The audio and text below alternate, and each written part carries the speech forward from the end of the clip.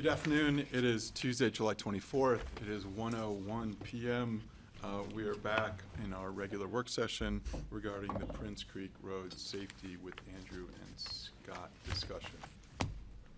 Good afternoon. Thank you. Yeah, Scott Mattice, Public Works Director.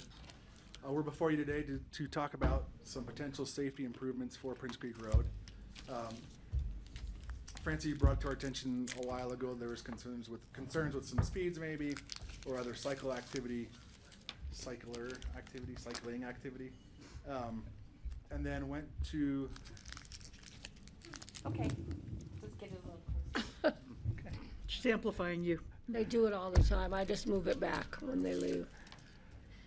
And then went to the caucus and presented there, and then we received a letter and got some direction to start looking into some improvements and data. So Andrew is here, and we're going to talk through some of those. Yeah, thanks, Scott. Andrew Knapp, the county engineer here. So after receiving that feedback from the board and from the caucus, we undertook an evaluation of Prince Creek Road regarding the existing conditions, existing traffic, speeds, and conflicts out there that we've observed, and give you guys some background. Like Prince Creek Road, it sees a lot of different uses from residential neighborhoods up there to recreationalists going to BLM and Forest Service land, active working ranches with livestock and stock animals, and lots of cyclists, of course. And in 2018, the county undertook the bullpen parking project because there was a explosion in popularity of mountain biking on the Crown. And prior to the bullpen, vehicles parked along Prince Creek Road at around the end of pavement and the intersection of Handy Drive. I was one of those cyclists, and before it used to be just a handful of cars, and I saw that explosion firsthand.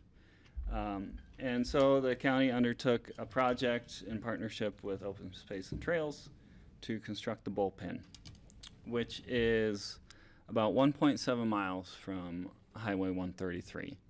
And here we'll get a little overview of Prince Creek Road, the segment in question here. So Prince Creek Road is jointly managed by Garfield County, within Garfield County, of course, and Pitkin County. The county line's at milepost 1.35, and the bullpen's at 1.7, and the end of pavement is at 2.7. And as this bullpen parking lot was developed, there was also a partnership with the Mountain Biking Association and marketing to the public to ride from town to Crown to reduce the vehicle pressures on the parking and on the roadway and have more people ride their bike from Carbondale to the trail system. And from my informal observations as a rider through the years, it's been successful. And I've noticed a marked increase of cyclists riding to town to enjoy the trails on the Crown. And when the bullpen was built, they also, Open Space and Trails and other volunteers, partnered to extend the single track trails from where they currently previously terminated just past the end of pavement down to the bullpen. So now with those improvements, there is off-roadway riding available from the bullpen to the Crown Trail system. And we see a lot of the on-road cycling and conflicts, at least anecdotally, seem to be below the bullpen parking lot area, because a lot of people transition from the roadway onto the trail system right after the bullpen. What do we have out there as far as roadway conditions? Shortly around the same time as the bullpen construction, Garfield County undertook their own roadway project and widened the roadway. And the Garfield County segment of Prince Creek Road is about 23 to 24 feet wide. I took some measurements out there. I did the same for our section, and it is 18 to 21 feet wide. And it is definitely noticeable as a roadway dork such as myself, the dramatic change of condition when you drive from Garfield County into Pitkin County. And as someone responsible for managing the county road network, I can't say it makes me feel good to have the Garfield County look better and perceptibly at least appear to be somewhat safer for cyclists. Well, it's also straighter. It's also straighter, which of course has another effect, higher speeds. But you do have additional sight distance, which is really important for safety. What do we have out there for current traffic volumes? So we undertook a traffic count on Prince Creek Road just before the Flying Dog corner if you're coming from Highway 133. And that lasted from May 27th through July 1st and saw a little over 600 vehicles a day during that period. 3.5% were bicycles. The average speed at that location was 27 miles an hour. And we were able, Ewan gave me a lot of help with this data analysis.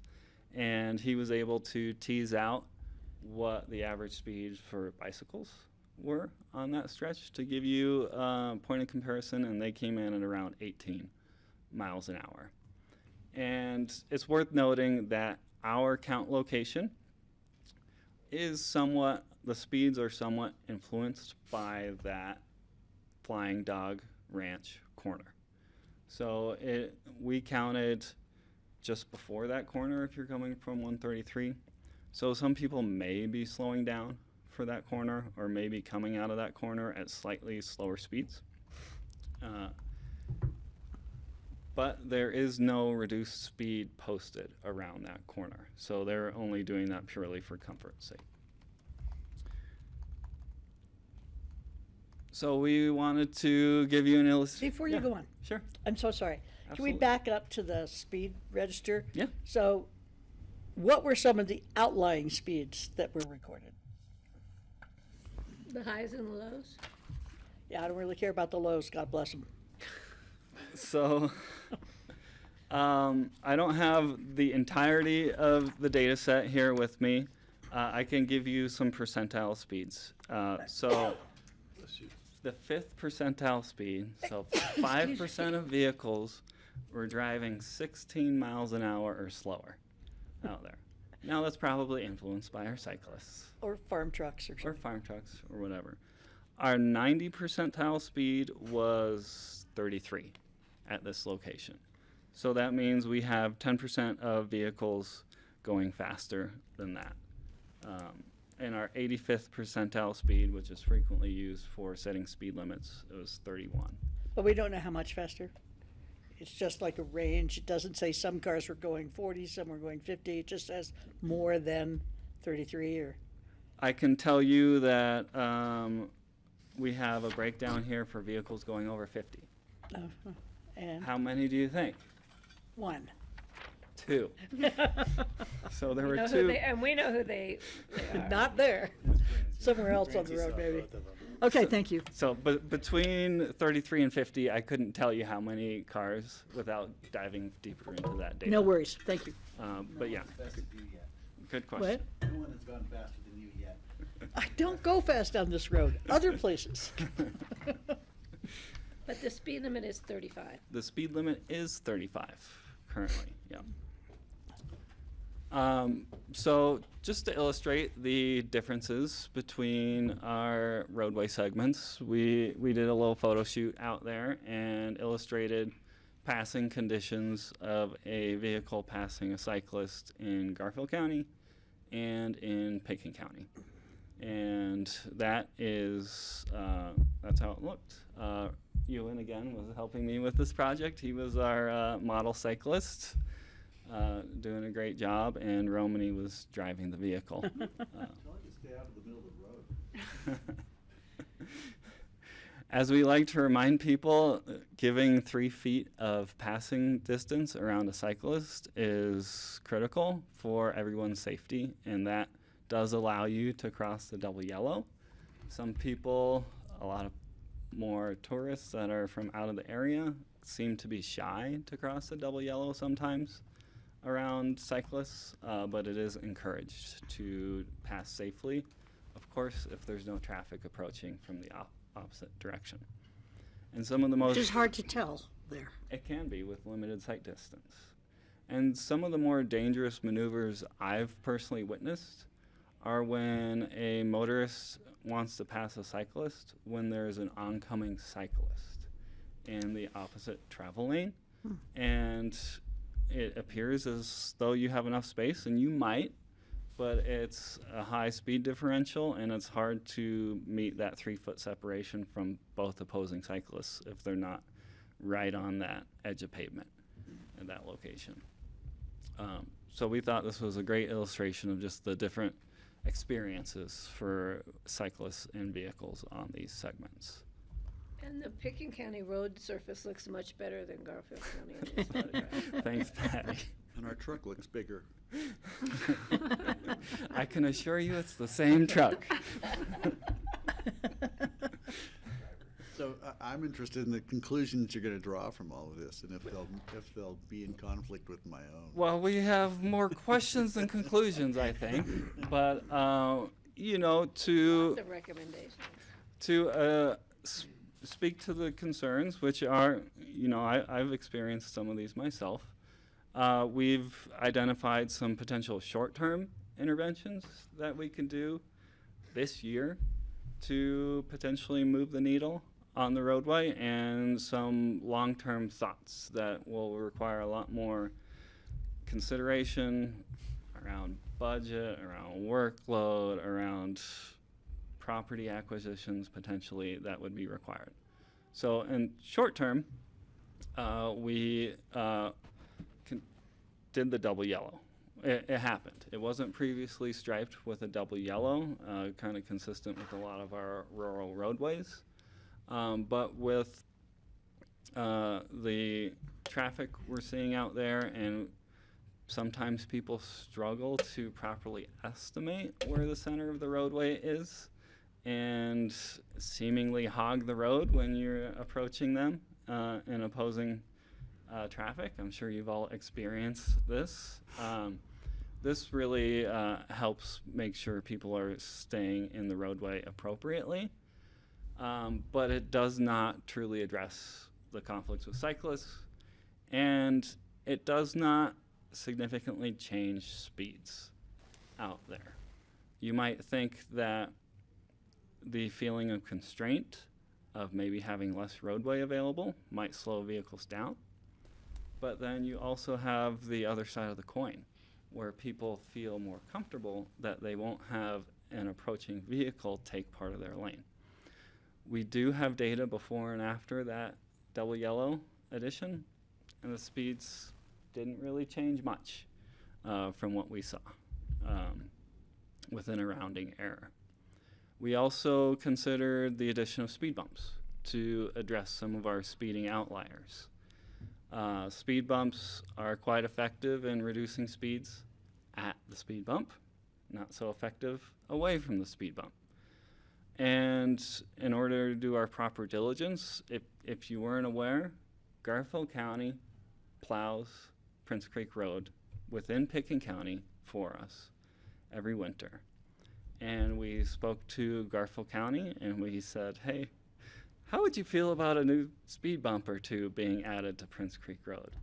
And they would consider stopping plowing for the county and let the county take care of their own snow removal if we were to pursue speed bumps. Is that the decision of the snowplower or the commissioners? It is likely the decision of the commissioners, but that came from the road and bridge manager. Okay. I'm sure he would have to run it up the flagpole, but they have a much stronger anti-speed bump stance in Garfield County, and have a pretty hard red line when it comes to the addition of speed bumps and dips. And the right-of-way, you might be thinking of a ranch that has a dip or a bump or two in Garfield County, really close to Pitkin County. What were we told? Never again with that situation. I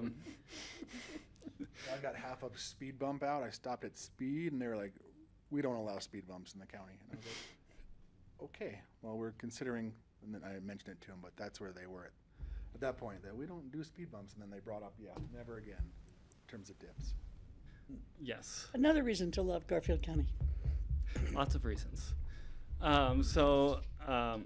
If they were no longer to do winter snow removal, that would mean the county would have to pick it up, which most likely would mean new equipment and new full-time employees to be able to do that snow removal. So because of those reasons, we're not currently supporting the addition of speed bumps on Prince Creek Road. We feel their benefits are too limited and the risk too great to pursue those. We also are considering reducing the speed limit in the vicinity of the Flying Dog corner, kind of before the And flying. past, end up a little ways, right? Yes. Yeah. Yes, and Past past the bullpen. past the bullpen to around Starks Mesa, and have that be a reduced speed limit zone because of the higher traffic around the bullpen, cyclist traffic around that blind corner, and it makes sense with the speeds around that corner to consider reducing the speed limit. Just changing a sign has some effect. It is somewhat limited. Most people drive what they feel is comfortable, regardless of what the sign says, unless there's a very strong sheriff's presence out there and fear of tickets. So we would also consider radar feedback signage in conjunction with that reduced speed limit for that Flying Dog corner to bullpen area to help reinforce that appropriate driving behavior in that location, where sight distance and conflicts are a lot riskier over there. And of course, everything goes well with additional enforcement to help reinforce appropriate driving behavior out there. But as you might be wondering, it was like, none of this actually gets to the root cause of a lot of our conflicts out there, which is a really narrow roadway and limited space for safe passage. So what could you do over the long term to really increase safety for all users of that roadway? And I think that would be widening. There's a few different options for widening that you could pursue. Matching the Garfield County platform, which would give you an additional 6 feet or so. As you saw in that prior photo display, it does feel significant to the users of the roadway. The right-of-way on Prince Creek Road varies, so there might be some small right-of-way acquisitions required to complete some of this widening. I'm hopeful it wouldn't be, but we wouldn't know without undertaking survey and design to see if there would be any private parcels impacted by this. A next step or more robust intervention would be widening further to provide actual shoulders.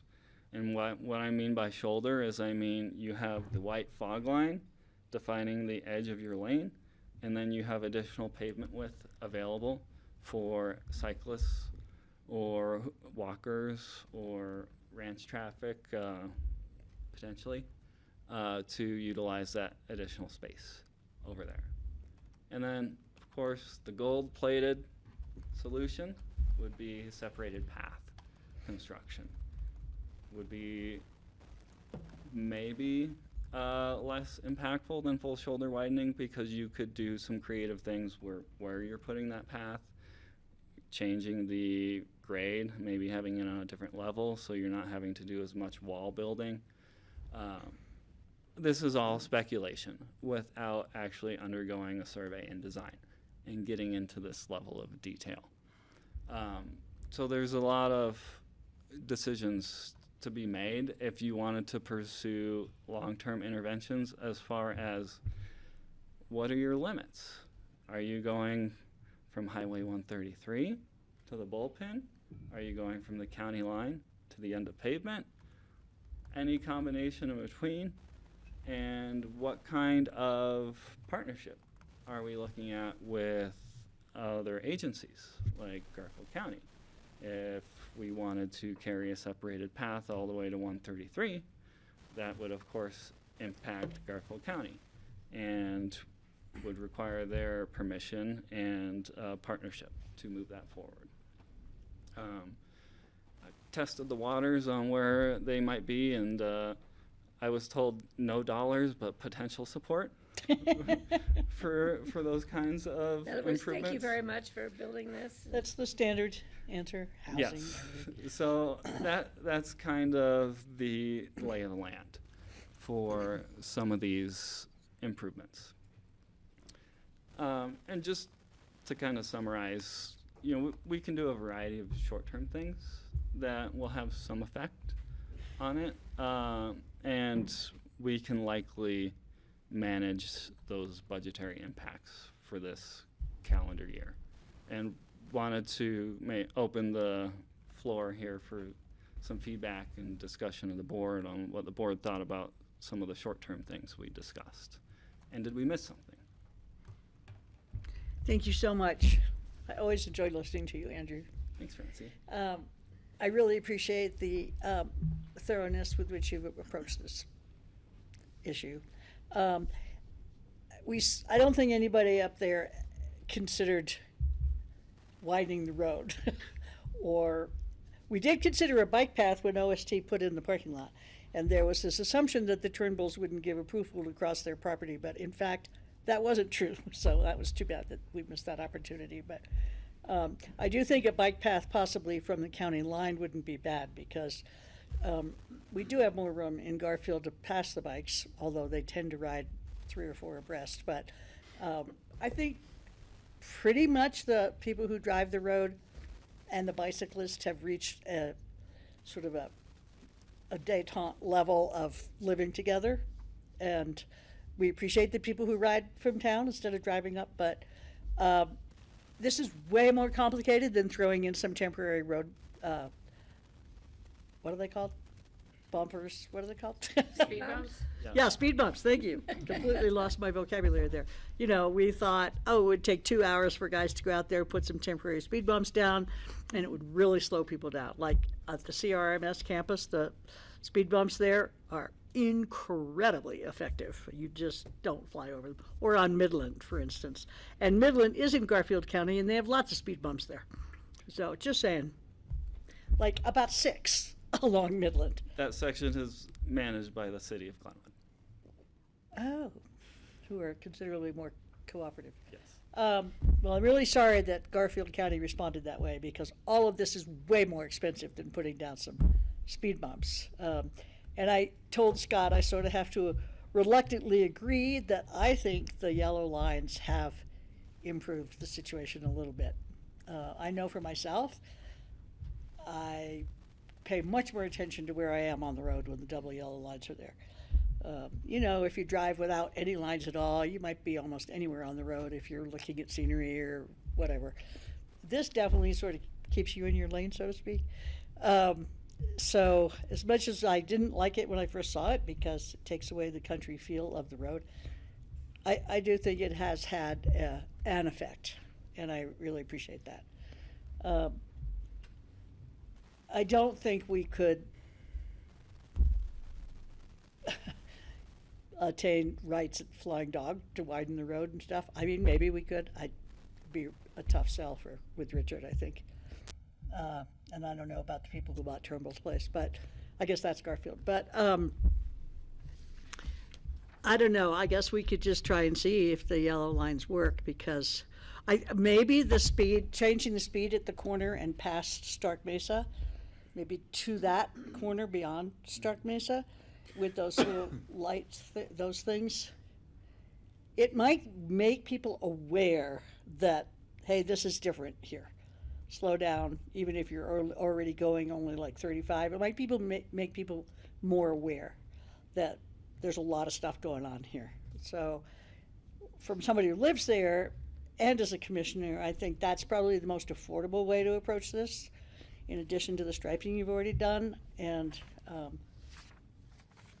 I guess that's what I would recommend. And I really appreciated the commissioner's support when we brought it up a few months ago about the speed bumps, but I could see that I mean, I think that probably plowing that section of the road is a lot cheaper than all the construction work you're talking about as the alternative.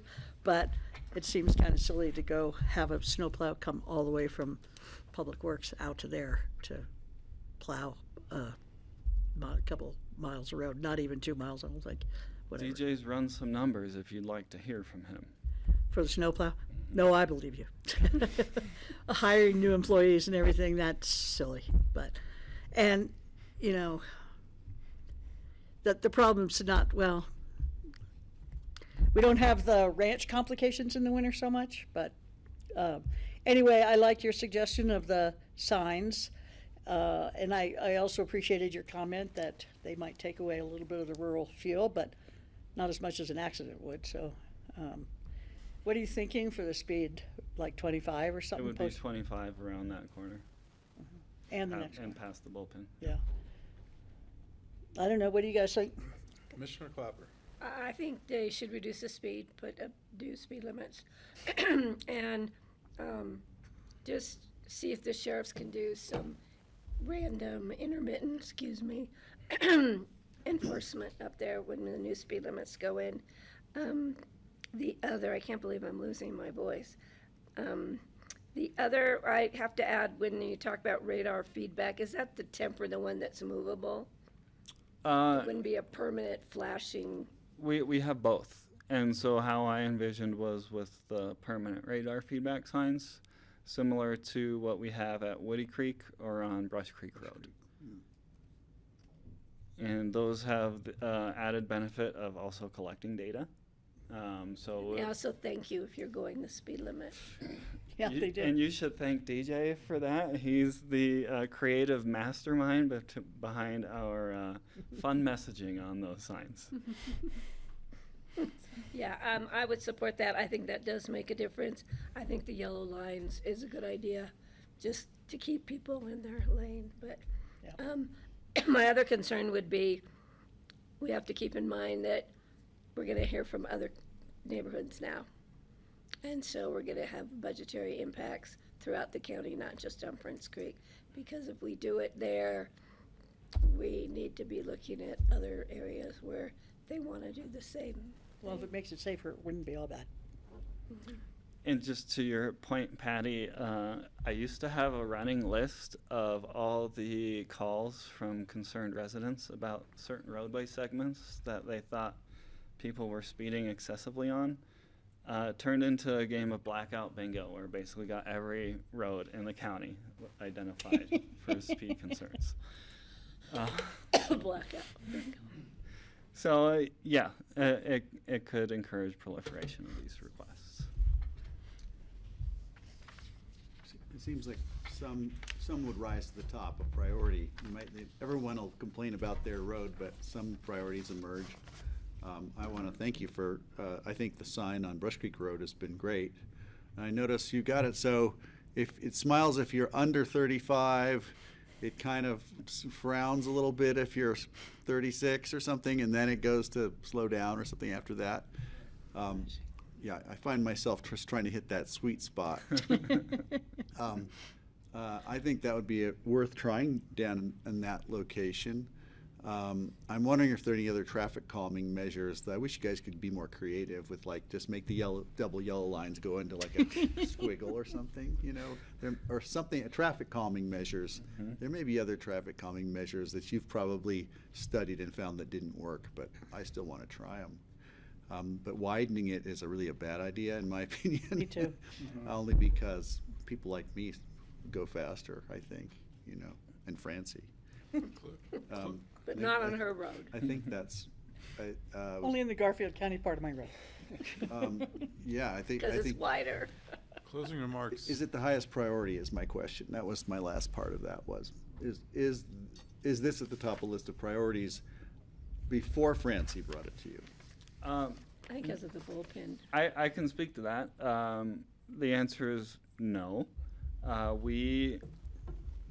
As you know, our funding levels don't generally support widespread improvements or network expansion or widenings, intersection reconstructions.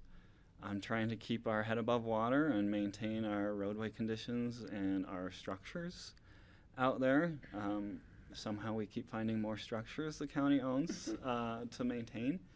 And I've had to do a lot of creative things to be able to deliver projects that I think are highly important and beneficial for the community with funding partnerships. You know, for the Redstone Bridge, we had to undertake a significant partnership with Open Space and Trails to be able to make that project come to fruition. At Highway 82 and Smith Way, I've had to find $2.6 million of grant funding and partner with CDOT to be able to deliver that project next year. We've come to you for improvements to the ABC. You saw those plans that were being developed. And I am working on a funding partnership with the EOTC for funding some of those improvements as they relate to transit access and safety for that community there.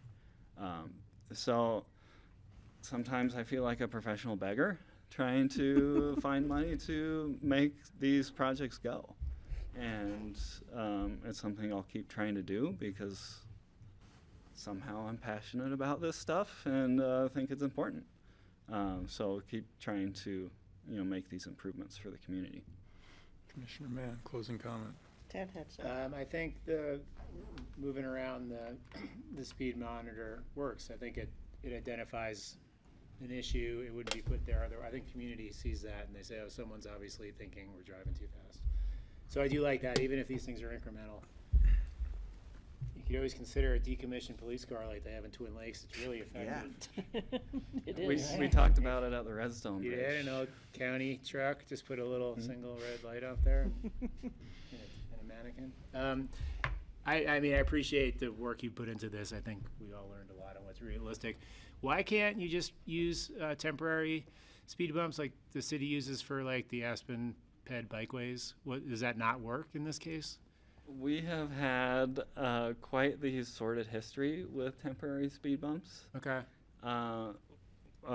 Just off the top, we don't like how they have to be affixed to the pavement to make it so they don't move.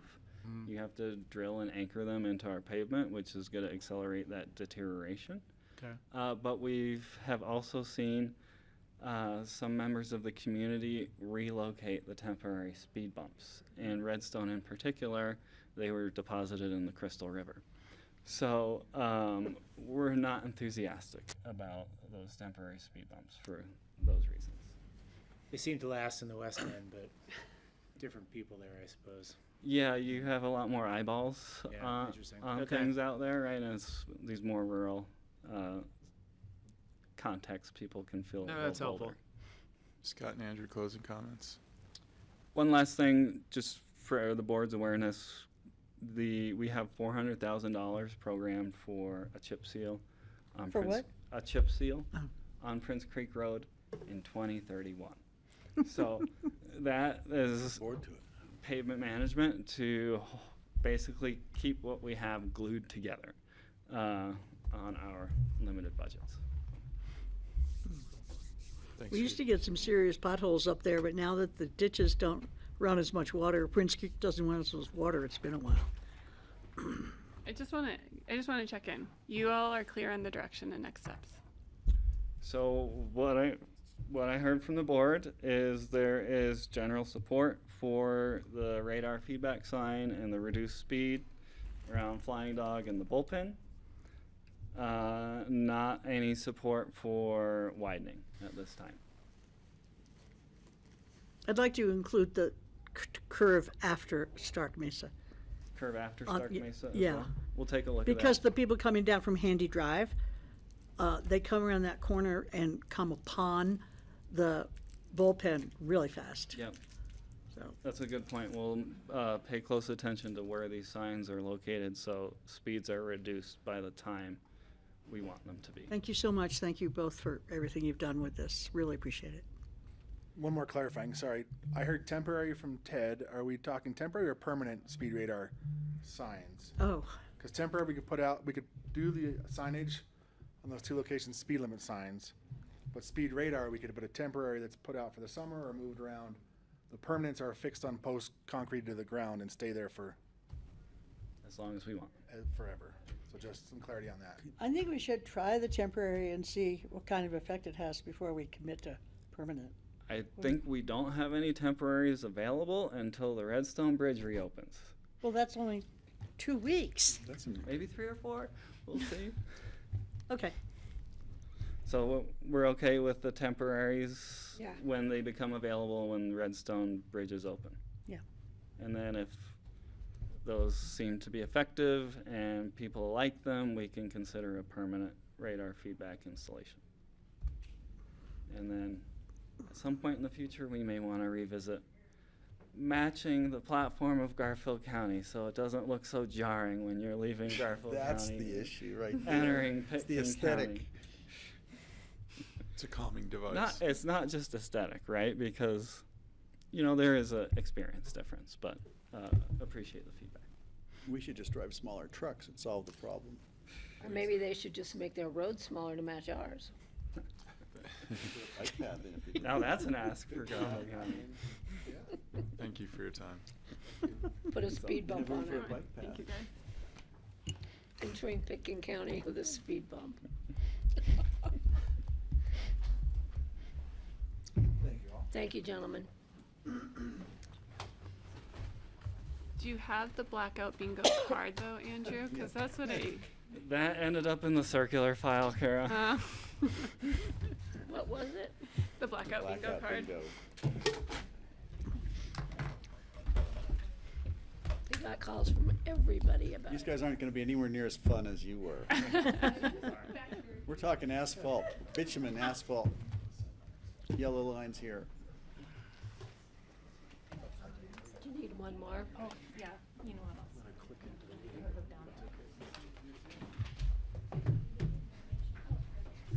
I told Brian to have that.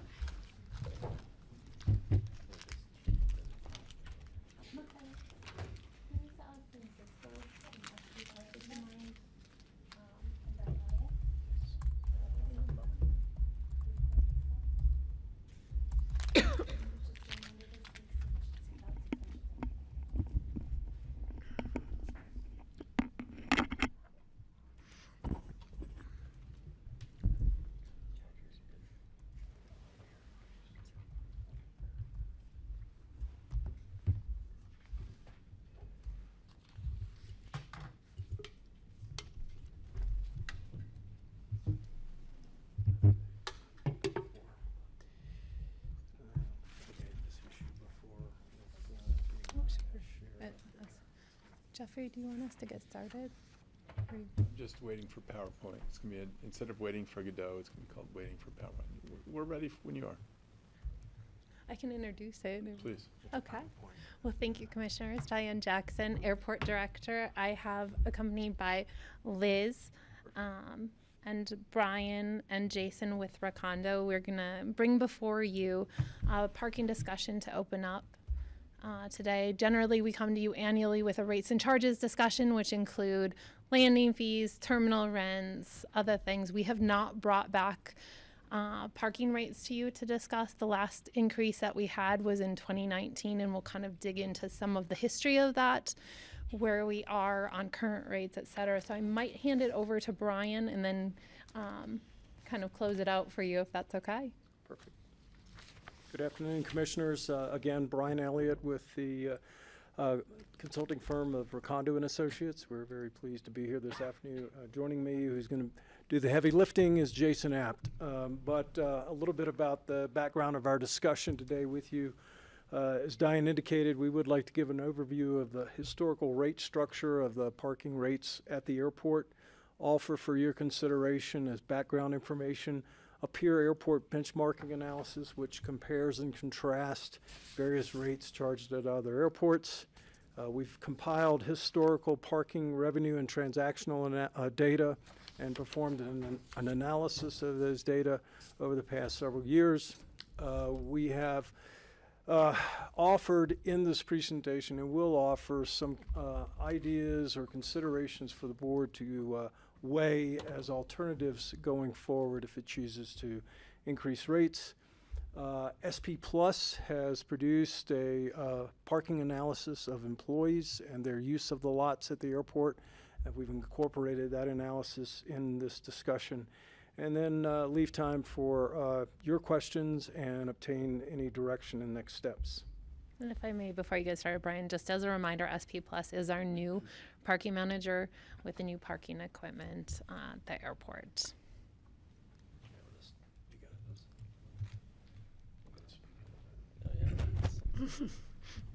All right, good afternoon. Thank you for allowing us to be here. I think this is a really important topic, something that we've talked with the airport some about over time. We'll get into the historical look at rates at the airport. So prior to 2006, the rates were $6 per day. So we're looking at just daily rates here in both lots.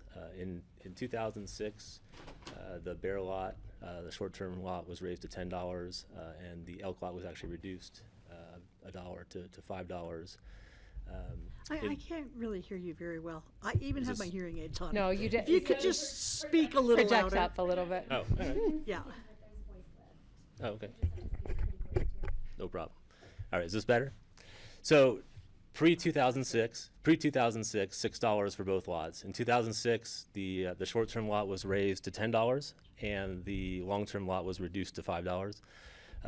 From 2010 on, the rate has been $12 in the bear lot and $6 in the elk lot.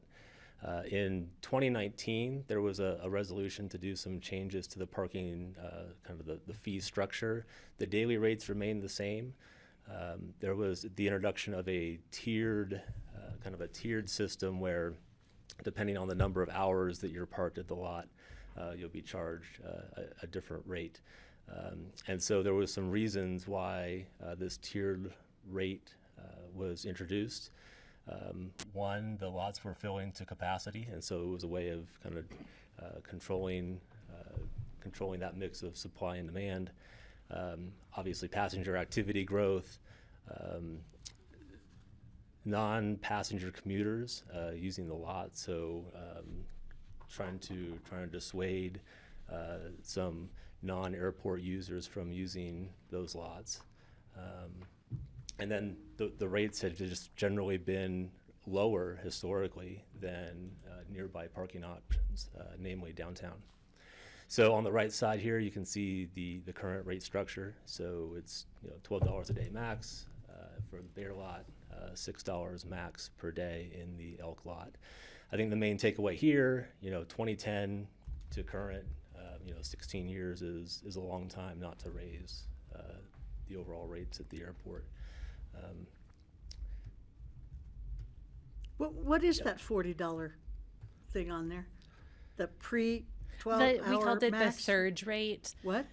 We called it a surge rate to try to dissuade people from using the lot just during the day for parking there for like skiing or other needs of AABC, business, etc. Because we were so inexpensive prior to that. So we tried to put in, and correct me if I'm wrong, because I think you all helped with that surge rate, is it was trying to help push people out of the lot that weren't airport customers or airport specific. What does before 12 hours mean?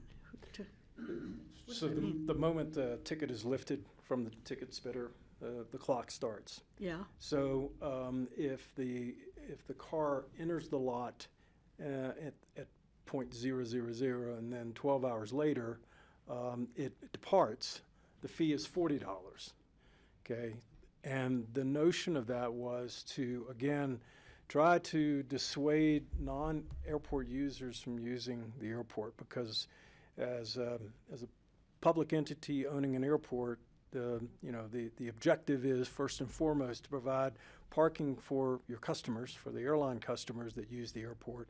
And then many airports like you also have airport employees that park there. Yeah. So the trend data at that time was indicating that non-aviation related users were using the lot. So the surge pricing, that $40, was put in as a means of attempting to change behaviors and have people that so were if you're engaged parking on it. for less than 12 hours, you're obviously not flying out. Right. And so if it goes over 12 hours, then you're like, okay, you got on a plane and you left. That's basically what.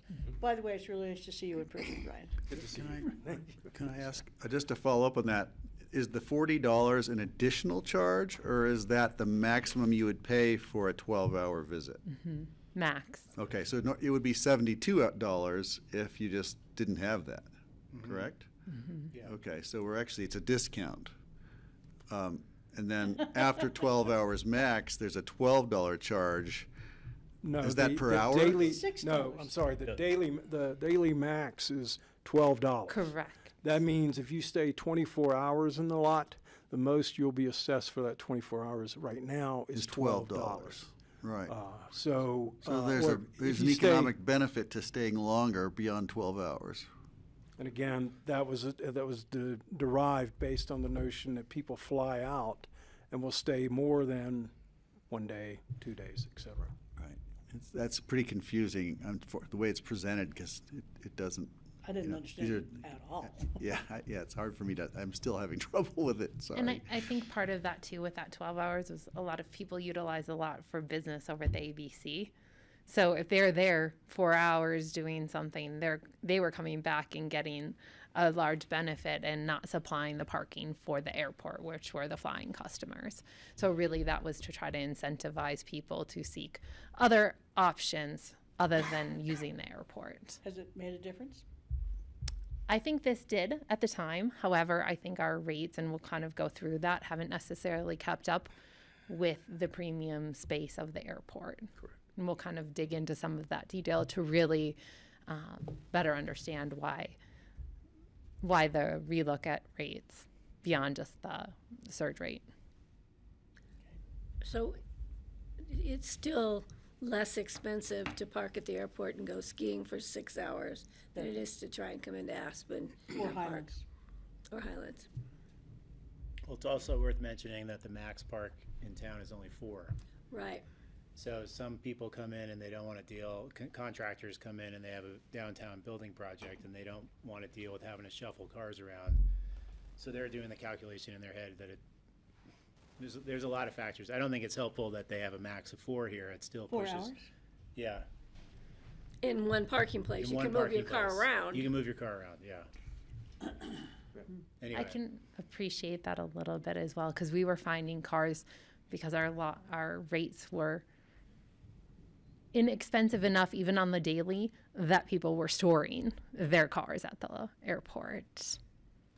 And some people were storing their cars at the airport and then renting out their spaces in the West End because they were making money at the end of the day.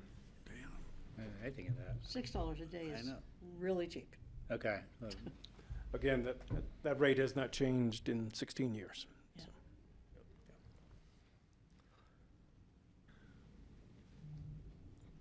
Okay, so we started out, initially this was a benchmarking exercise when we were first kind of looking at this and working with Diane and her staff.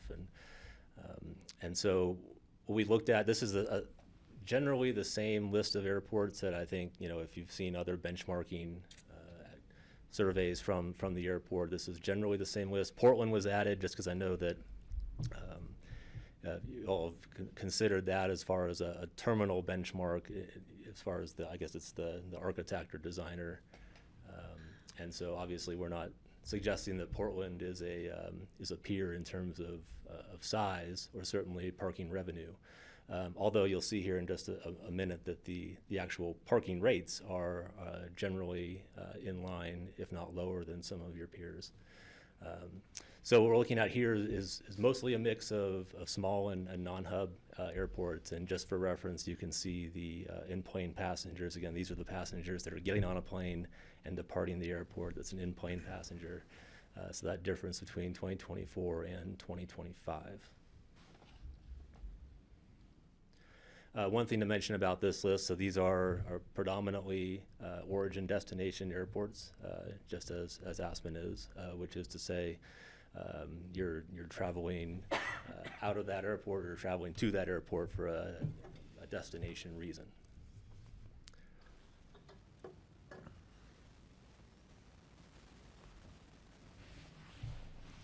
So this first chart here is each of those airports with Aspen on the far left. I apologize, we're using codes here, so we might have to switch back and forth if you're wanting to see particular airport names. So these are hourly parking rates, so both the short term and long term. So what we're looking at is Aspen on the left, the dark blue bar is the short term, so that's the $2 an hour, and then the long term hourly $1 an hour. So you can see how that compares to some of the peer airports. Jackson Hole being on the very, very high end as far as wanting to discourage the use of their short term lot for all day parking. And then you can see, generally the long-term hourly, rates are, mostly in line kind of with each other. Obviously Aspen being on the shorter end, there's a couple of other airports that are on the shorter end there as well. The economy lot, not all airports have economy lots. Again, this is just kind of survey information that we've looked through. Aspen obviously doesn't have an economy lot. Most airports don't. It's more about how airports are classifying different parking products. You can probably think of economy as more long-term-esque, just because further out, people are going to be going away for a longer period of time. Use the economy lot as cheaper, even though potentially further away.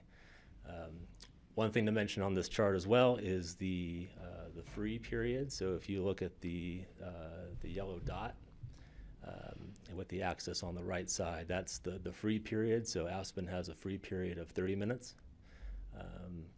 And you can see there's a bit of a range, up to 2 hours for Grand Junction, and 0 for a couple of the airports, Palm Springs with 7 minutes. So it kind of varies, and there's reasons to do longer periods or shorter periods. But I think, for the most part, you're in the ballpark there with some of your peers as far as the free period. And again, there's different reasons for doing that. The averages here, so if you look at the short-term average, that'll be the top bar with the shorter dashes, $5.58, long-term $3.42. So again, comparing that to your current rates. Per day? Per hour. Hour. So that's the average. So not per hour, not including Aspen. So the averages don't include Aspen. So if you look at those two pink bars, those are the averages. The top bar is the short-term average among the peers, and the bottom bar is the long-term average among the peers.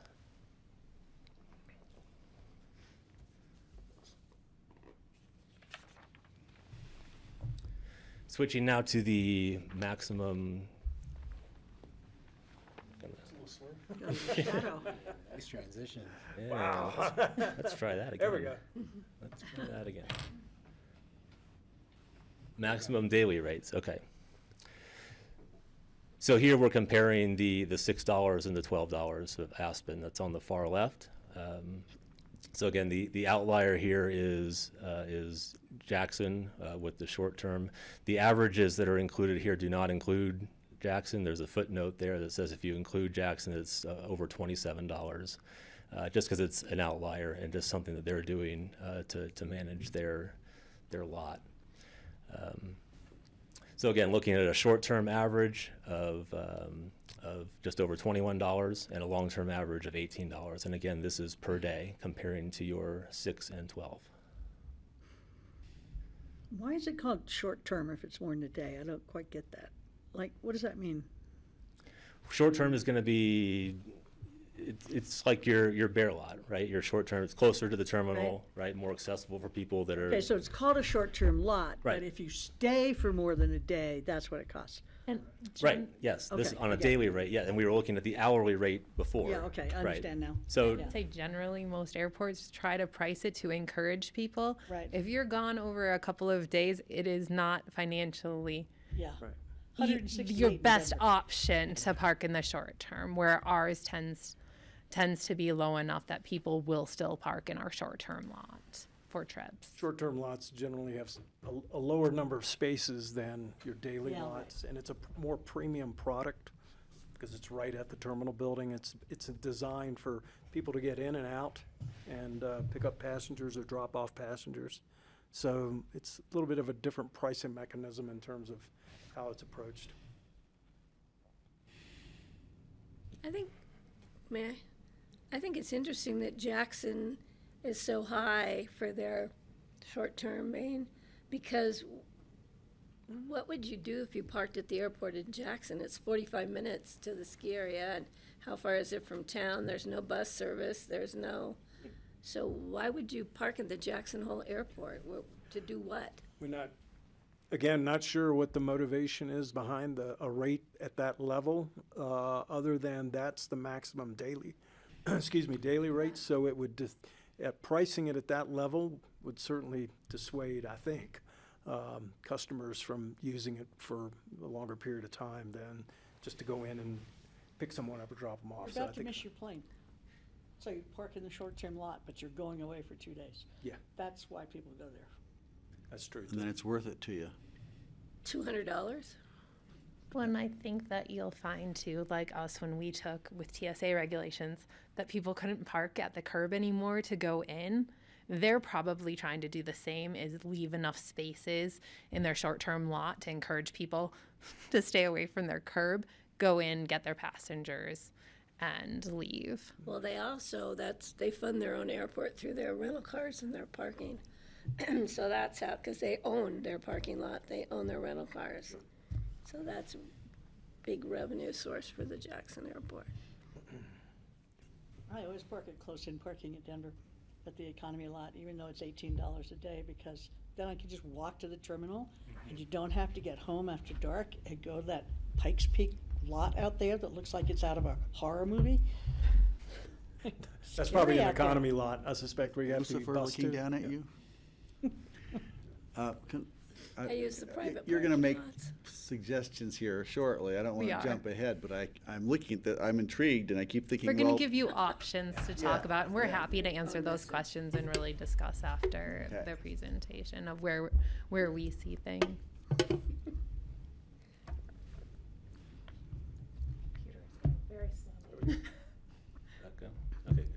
Okay, so this is just overall parking revenue for yourselves and each of the lots. So this is 2025. You about one, I think it was about 1.2, 1.3 million for Aspen. Actually, one of the things to point out here is that for this particular data set, we're using the FAA's financial data set, which is the reference and the source down there. And just because of the nature of that data set, they actually include ground transportation revenue along with parking. It's generally a small amount for most airports, but just keep that in mind. So I think the Aspen parking revenue itself was actually more about a million or so. And then there's some ground transportation added on to that. So just to keep it apples to apples as far as when you're looking at the benchmarking data, keep in mind that there is a small percentage of each of these bars that isn't pure parking, it's ground transportation related as well. But just as far as order of magnitude, I think you can see some of the differences here. And again, the average that we're looking at, the pink bar, $8.72. So that's a revenue per in-plane passenger. That's what the EPAX stands for, is in-plane passenger. So we're basically taking all that revenue and dividing it by the passenger, the respective passengers for each airport. And then the yellow dots are the individual parking revenue per in-plane passenger for each of the airports. So you can see Aspen at $3.70 on a per passenger basis, compared with some of the other airports, which notably are quite a bit higher. What's EYW? Key West. Key West, What? Key West, Florida. Florida. Oh. Key West, I see. Can I ask I don't know if anybody sitting here has been around long enough to know why we haven't changed it in 16 years. And what the motivation has been to suppress it, because it seems suppressing the parking rates is what we've done intentionally, I'd have to say, has only caused more problems on this end and more demand for more parking. And I'm just kind of think that this is a lesson learned. I think that had we been keeping up with parking rates, it won't be such a shock if we decide to raise them to anywhere near, the normal. Right. And that's a very good point. Like you said, it's a lesson learned. And I think Diane and Liz have mentioned that, going forward, certainly if you change the rates this year, it wouldn't come to you this fall again when you set rates and charges for the airport as you typically do in the fall. But in the fall of 2027, there would be an evaluation of the rates again that time, so that each year going forward, the board would be presented with an option to adjust the rates accordingly. So, Not that you would necessarily raise it every year, but just it would be part of the consideration of that year's rates and charges. exactly. Probably wouldn't let it go 16 years.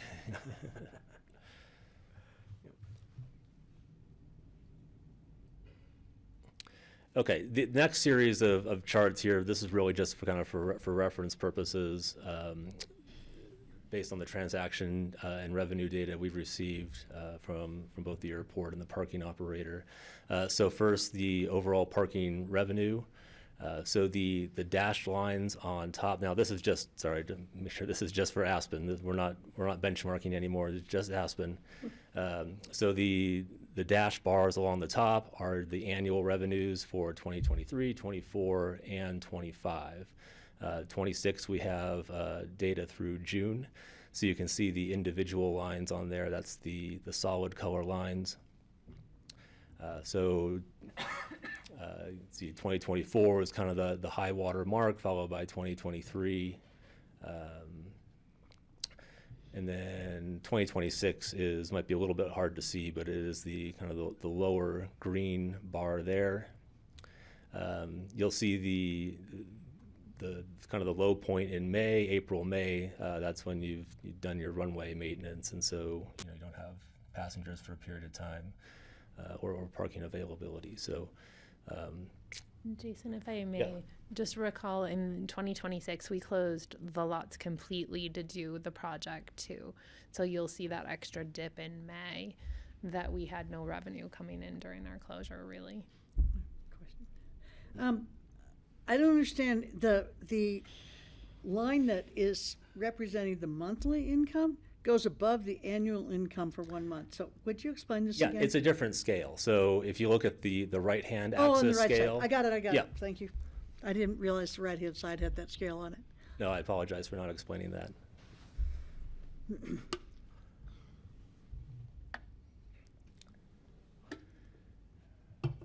Okay, annual parking revenue per transaction. So in a transaction, whenever you take a ticket, going and leaving parking lot, that's a transaction. So this is just looking at kind of a standard metric here of just looking at the overall revenue on a transaction basis. So you can see that was higher in 2023, lower in 24. Now, one thing to also consider here is that the data is a little bit incomplete. Part of this is just because of the transition you've had between LAS and SB Plus. We have a little bit of gap in the data. So 2023 is a complete year. 2024 is January through August. 2025 is June through December and January through May for 2026. So it's a little bit of kind of picking around the edges as far as data goes. I think as time goes on, we can probably fill in the gaps if it's really necessary to do that. But I think, in general, what you're looking at is, in the current year at least, again, it's only 5 months, but a lower revenue per transaction so far as the year is going. So this compared to the numbers you showed us a minute ago, like the That three, was- that yeah. was all employments. So that included all the people who fly on the plane that don't drive to the airport. So this one here is on a per transaction. So the previous chart, this was No, just not revenue. that one, the one that had the average per Per employment. per in-plane passenger, correct. So that's including everybody who flies out of Aspen, Right. and this is only those who paid for parking. That's Ticket. why this is higher. The ticket, yes. This is a transaction. So this isn't. I get, yeah. Yeah, this isn't necessarily people. This is vehicles going in and out of the parking lots. Yeah, okay. How if you pull into the parking lot, you're going to stay an average of Yeah, yeah. 2 I hours, get 2 what days, this whatever it I was is, just yeah. wondering, the other one, Yep. that's everybody who flies out. Correct. Yeah, that's other one. getting on Okay. a plane and leaving. Yep. Okay. Yep. Thank you. Whether you came from a car or not. Yeah. Yep. Right.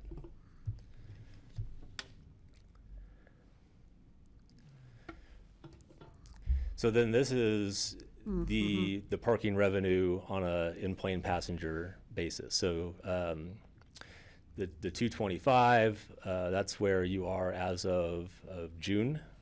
So we got those numbers in for June. But I think in general you can see it's, again, it's mostly incomplete data, but the averages have trended down.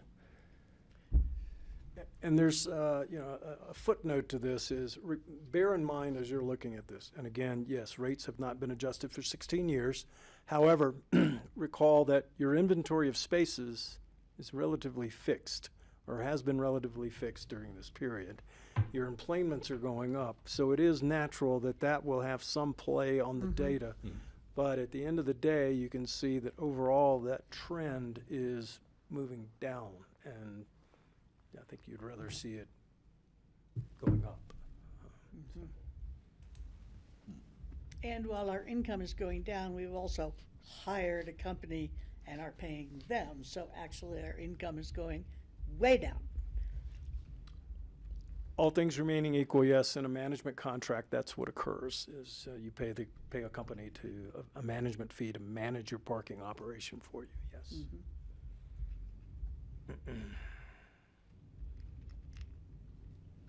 Okay, the next couple of charts here are talking about duration. So every time you park your car, you're there for a certain amount of time, whether it's a couple hours, couple days. So the bare lot, the short-term lot, keep in mind when you're looking at this that your free period is 30 minutes. So if you look at the top bar and the second bar on this chart, those are basically free, right? So I think, naturally you can see in the bare lot that's going to skew more towards, that your short-term lot's going to skew more towards the shorter duration per transaction, whereas the elk lot, your long-term lot, you have people that are there for 1 day, 7 days, 10 days perhaps. And so that's where you see that 24 plus hours. That's a higher percentage of the total use of that lot. I think what's interesting here is, now again, I should have mentioned at the beginning, this is June through December 2025, kind of a snapshot in time. It's not a snapshot for 2026 on the following chart. But if you look at the elk lot, kind of the 4 to 6 hours, 6 to 8 hours, even 8 to 10 hours, that's probably heavily influenced by the employee usage of that lot.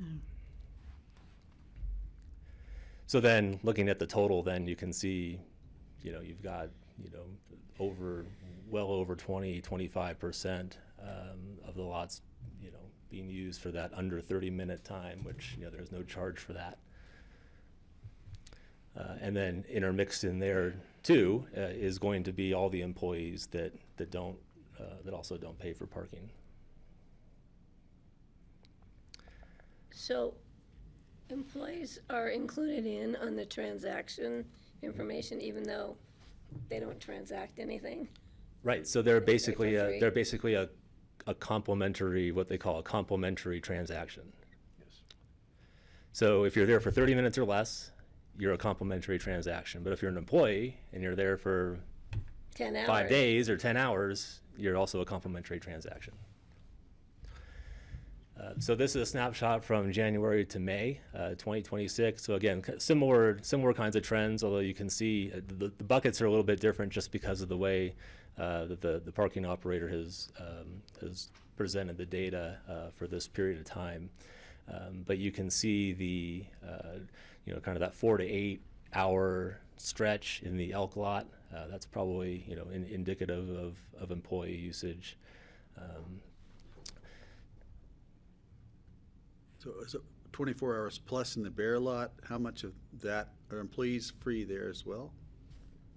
No, they are not, but I would say those are the travelers that Those are will still the pay travelers who because pay, right. they see it as such a low premium to park in that closer. I know Space. somebody who told me that he doesn't pay for parking in Aspen. He just parks anywhere and collects about $1,000 a year in parking tickets. And he thinks it's worth it. Wow. And that's how he does it. He doesn't want to have to hassle. And so you have people like that here as well. Could be him. We could check his plate. I'm going to tell him you said that. Can I? Yeah, I'm trying to get to the punchline. Sorry. Keep going. Is there any way to break out how many employees park in these lots every day? You're going to see. We have that in a few slides, yes. Did I do it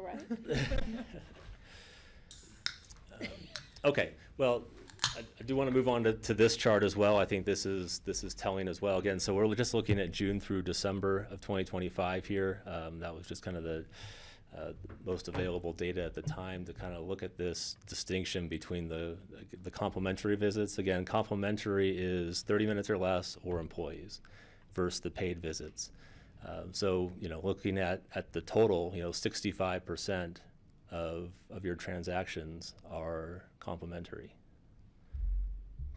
And that's, heavily influenced by what's happening in the elk lot.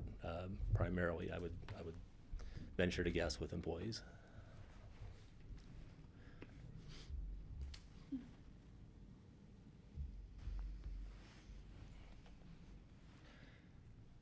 Okay, so now we're going to talk about some parking rate alternatives. And so when we have a couple to look at, and I just want to kind of set the stage that we're not really proposing these as pick one or pick the other. I think the idea is to kind of get a sense of the order of magnitude of what increasing the parking rate would do to the bottom line as far as parking revenue goes. We're looking at this really purely on a daily max basis, but we'll talk about that here in a second. So some of the considerations that you might look at when you're thinking of increasing parking rates, do you continue this tiered structure that was introduced back in 2019? I think, Francie already mentioned, like, this is complicated, right? I don't understand it. Do the passengers understand it? Do they know what they're paying when they go to park there? Or are they just getting the bill and that's, they just take it as it is? There's airports that it really runs the gamut. I wouldn't say there's a usual. There are airports that have many tiers and surge rates that are different days of the week or different times of the year. And it really goes all over the board. There's also airports that keep it really simple. A paid period, and then you're paying a max per day. And that's the structure.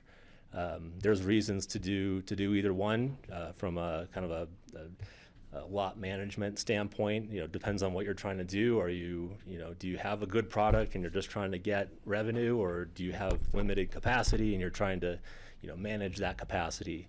Are you trying to, like in what we've heard, kind of dissuade other non-airport passenger airport users from using the parking facilities? So different ways to structure that.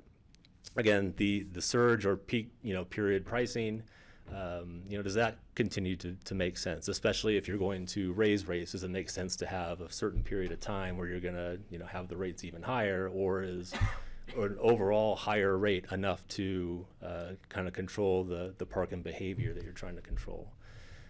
We know that there is some competition with downtown rates.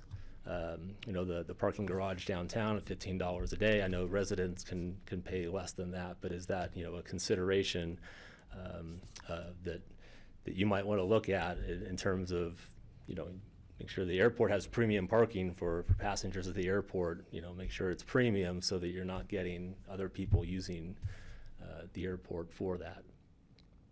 And then obviously I think, you know, a big discussion here, which we'll talk about more in just a few minutes, is the employees, and, you know, should employees pay to use the lots? And then future rate adjustments, which I think Brian mentioned that we've talked some about, you know, if you set rates, you know, now, how, you know, what happens in future years to those rates. So all things to consider. We look at a couple of the alternatives that we were looking at here. Is this going to do this weird thing again? There we go. All right. So a couple alternatives. So alternative one, I guess we're calling it, again, this is just kind of looking at order of magnitude. We're not necessarily proposing anything here. But if you were to look at an inflation adjusted rate from 2010, so $12 and $6 in 2010, that's roughly $20 and $8 today. I think technically it comes out to maybe 19 and 9 or something like that. But I think the idea is that it has been 16 years since you've last looked at these rates, and on an inflation adjusted basis, which is one of the reasonable ways to increase rates over time. That's what you'd be looking at today. Alternative two, with a $28 short-term max and a $15 long-term max. There is support for this within the benchmarking peers. And also, I guess from the $15 standpoint, you know, if you're looking at, you know, comparable parking garage availability downtown, granted you don't have a garage, but again, we're just, you know, trying to pick out just some considerations here from an order of magnitude standpoint, and just when we look at the next graph, which is going to be the resulting revenue from this, you know, keep in mind that we're assuming this starts in September of 2026, just as an assumption.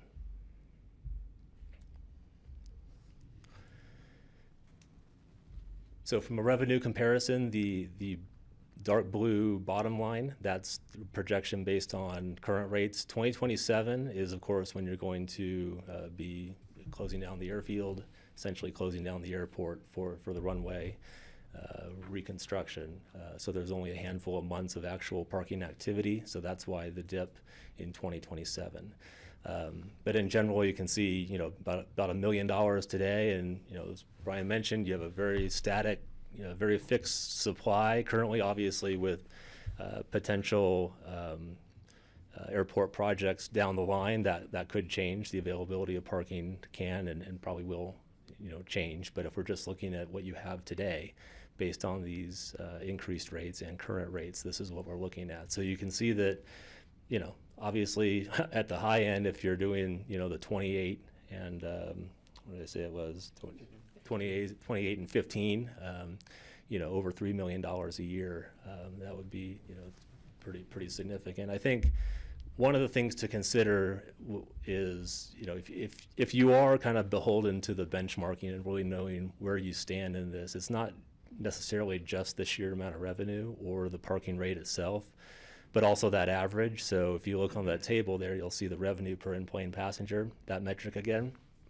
And recall that benchmark average was $8.72, and that even at the high range of parking rates that we're looking at here, it's still below that average benchmark. Not to say that you need to push rates to get to that benchmark, but just something to reference. If you think that, oh, well, that we could never go that high, it's too high. It's like, well, it's just from a revenue standpoint, you know, you would be in good company. We'd be at what? In good company if you were to raise rates such, you know, so high such as that your average revenue per in-plane passenger approaches that of your peers. Mm-hmm.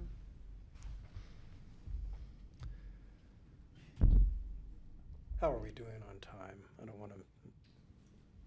Do you? 10 more minutes. Okay. Okay.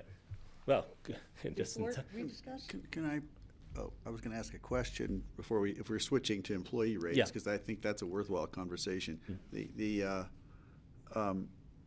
if we were to tie it to CPI or something, I'm just comparing it to the cost of the empanada I bought yesterday across the street at the ABC, which went to $9 from $7 in the last few months.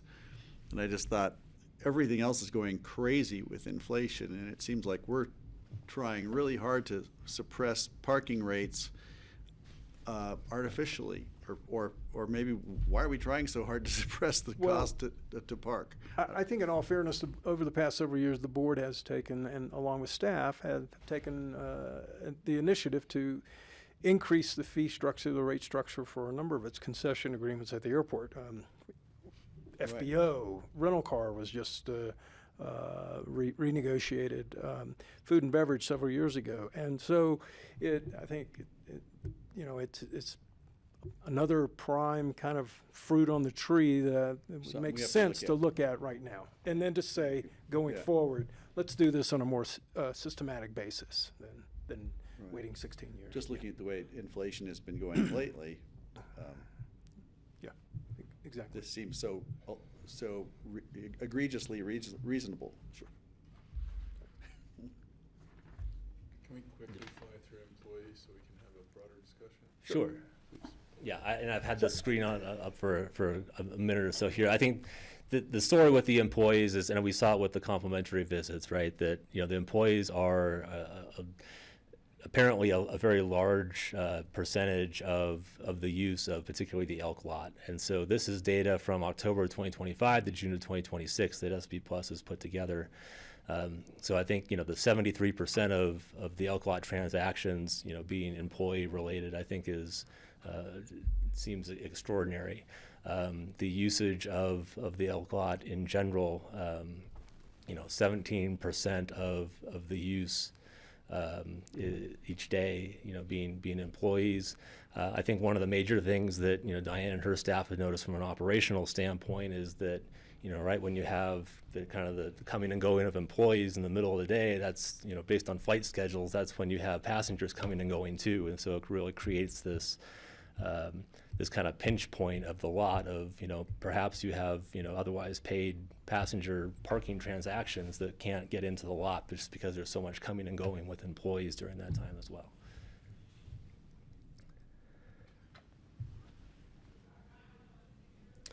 So again, just a couple more bullets on that as well.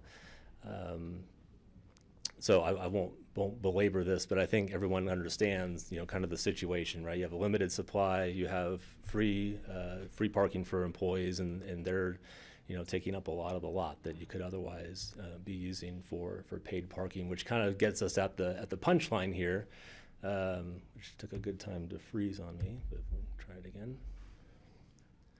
One more time. That's a hard Interesting one. effect. There we go. That was it. There we go. Okay, so if we're looking at, again, this is the SB Plus analysis, May 2020, January through May of 2026. If you look at, what you've potentially lost in terms of revenue, in March alone, over $140,000, and over the period, $520,000. Again, just because of the employee usage of those lots that could otherwise be used for paid passengers.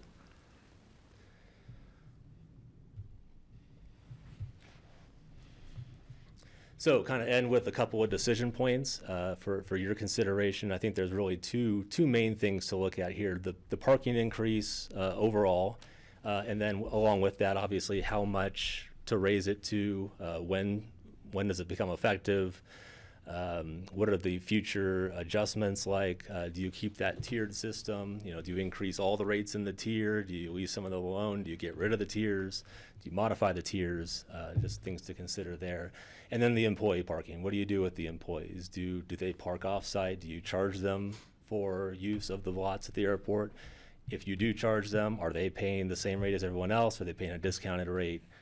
So just different considerations there. So I think that things that you as a board are going to have to kind of wrestle with as far as those decision points with regard to this topic.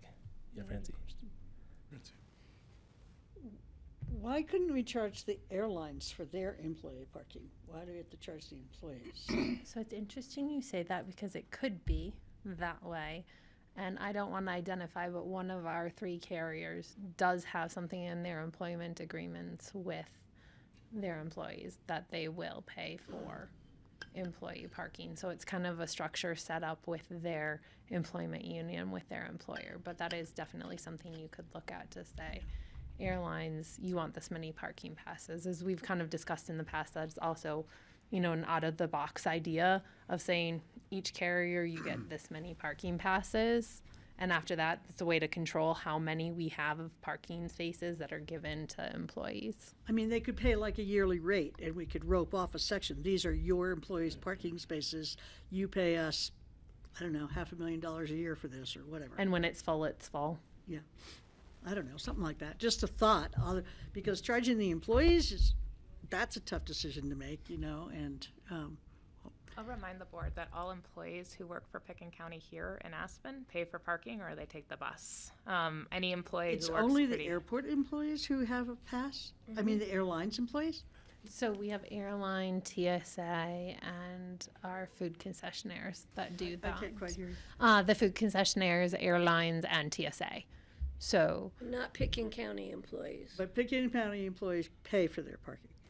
here in Aspen. here in Aspen. Do they pay at the airport? No, we actually park on the other side. Or we have shuttles. Like, we are very fortunate and very grateful to the board and county leadership for this, but we have shuttle services offered AM, PM, So they shuttle don't pay to vans, park in bus. these lots is what we're getting at. No, none of our But they employees don't park in the park lot. there. No, But you're right. Okay, no. okay. Commissioner Mann. And that was our last slide, so Thank you for this. I actually was hoping there was one more slide with info on what other comparable airports have for employee parking policy, because I think we're a little blind on the options. What do they do at all those airports? How do they handle their employees? And I think it varies, and I will say a little uniqueness to us is we're space constrained, right? With the number of spaces that we do have available to share amongst employees and customers. I'll use Jackson for a good example because part of the board had went there. They have free employee parking, but they also have the ability to keep pushing them further out as their lots fill in. They put the employee parking further out, which we don't necessarily have that option. We do have an option, which I'm very fortunate to have, is the Brush Creek option. If we wanted to consider Brush Creek, and that every 15 minutes our RAFTA bus comes by with a stop right at the airport. I think we're really fortunate with that Jackson may not have. But not really at 4 in the morning, exactly. So it's like, it's hard. And We do have a creative solution to Okay. that to consider as one option. Liz and I have been bouncing ideas off, but it's really to give employees time in the morning because we understand we need employees there at 4 a.m., 4:30, right, to set up TSA equipment, to get the check-in process started for employees. So if you give the lot to them in the morning, you're letting that morning shift come in, say, till 6 or 7 in the morning, to let them come in that first shift where they may not be available to get on the Snowmass bus or the RAFTA bus to still get in, but you cut their parking off at, say, 6:30 a.m. to say you can absolutely get from Brush Creek here and make it, 5:30 starts the RAFTA BRT as an option if you wanted to look at it that way. But yes, obviously not to hurt the early employees because we do need them here early. Patty, and then I'm going to recognize myself. Yeah, I think we should look at increasing the fees to that lower level between now and April when we close down. And let people know that when the airport is up and running again in November of '27, the rates will go up, give them that time frame. I think it's time we adjusted that.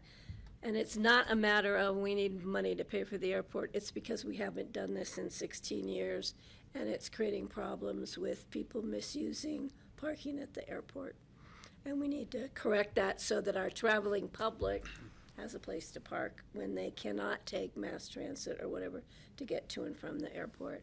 And I know this is something that's difficult, but I believe, and I've heard from other employees, that employees are misusing their free parking at the airport, that they park there when they're not working, and that's taking up spaces for their own peers, for their own fellow employees that don't have a place to park, and it's taking away parking places from our traveling public. I don't know how we can account for, I don't have a problem giving them parking when they're working. I have a problem for those who use that parking because they can when they're not working. And I don't know how we have accountability come into play there. Can I I just have a follow-up right on that. Yes. At Highlands for SKICO employees, if you work that day, you get a validation from who your supervisor is, and when you drive out, you put that code in. But you have to do that every time you show up for your shift. As one solution, they do that at Highlands, because they do allow employee parking at Highlands on weekdays if your employee is not on weekends or holidays. But you don't just have free reign to do it. You have to check in with someone every day you're working. You could check it in, go skiing, check in free parking and free skiing. May I ask a question, Ted, on that? When they work, if say they work 3 hours, is it validated to that 3 hours so you know at the end of their shift they're leaving, or do they get the day? I don't know the answer. Okay. I just know that on a daily basis, even if you're full-time or 7 days a week, you still have to go and check in and Get validated at, say, the end of your shift. for that day, yeah. It's probably for the whole Probably day. figure that into the process. It doesn't have to be a hard thing to do. I don't think there's a way to have that as an automated sort of ticket thing, I would imagine. try to hit on a couple points we haven't touched on? So I would say, why do we have free parking at all? We have a cell phone lot, that's free parking. And no one's sitting there saying, are you in the cell phone lot for 15 or 30 minutes? So to me, I would remove the vagrant parking, whatever you're calling the free 30-minute window. I'd support alternative 2, but I would say it's 28 and 18. The 15 looked low, but again, we could do percentages and speak to that. And then I think I'd explore Brush Creek, but is there a way to incentivize an employee rather than, so in other words, we'll give you $5 a day to park in Brush Creek. Is there something the employee would be recognized for leaving those spaces for paid? Because we would net win if we gave you 5 to park in Brush Creek. Hopefully, you're going to work, and we will take you. We'll take you on a shuttle, but we're leaving those for at $28 a day. But if you do have to park on site, we would encourage you to only use long-term parking, or we'll charge you if you're in short-term. So is there some trade-off that still benefits the employee? If I was getting $5 a day, I'd say, great, $25 added to my paycheck every week for parking at Brush Creek, and I'm still going to have to drive up anyway. Now I'm doing it in the bus lane. So is there some way that still, we saw Bozeman. Bozeman really, they had plenty of parking, but it was the benefit to the client, benefit to the employee. So what's the balance there? So someone else? That's an option to consider. Yeah, and it sort of, we're giving you $5, we're paying, we're funding that shuttle. The periodicity is great enough that you would say this is a good choice, and here's an added incentive, rather than we're doing something to harm the employee. I don't know how we pay for Further, the shuttle, Francie? but Yeah, I would like to push having the airlines pay for the parking for their employees, because why not? Why are we giving them that perk? When their employees can take the bus from Brush Creek if they want to, some of them So can't they're, at 4 in the morning. for it to be free is encouraging them to drive there. It's taking up income, and I don't want to charge them for working at the airport. I want to charge the airline, so I would push for that. And I don't know how hard that would be to negotiate. Can it just be an ultimatum? Does it have to be negotiated with the airlines, or can they just be told? The starting point would be to take a look at the current airline agreement and see Yes. what provisions. I think a lot of, this is very anecdotal, but the airports that I'm familiar with do charge employees, and depending on the employer picks up the tab for that charge, and it's typically a monthly charge or an annual charge, and it's, invoiced to the airline for that particular So it's a employer number. reimbursement? No, it does not come out of the employee's pocket. It comes directly Out of the from the. Now, that's the airlines, but you also, as Diane mentioned, you have TSA, So you'd have to take a look at the TSA contract to see how that's positioned, to see if you can charge TSA for it. You have rental cars, and you have the smaller, like the Jedediah. So You not mean sure the how rental that's- car companies? Rental car They're- companies have employees, yes. So Yeah, so they're they. they're part of that transactions. They'll generally park in their storage area or their short-term too, Okay. so. Okay, so, and I think that allotting a certain number of parking places for employees instead of having it just be wherever you want to park, whenever you want to park.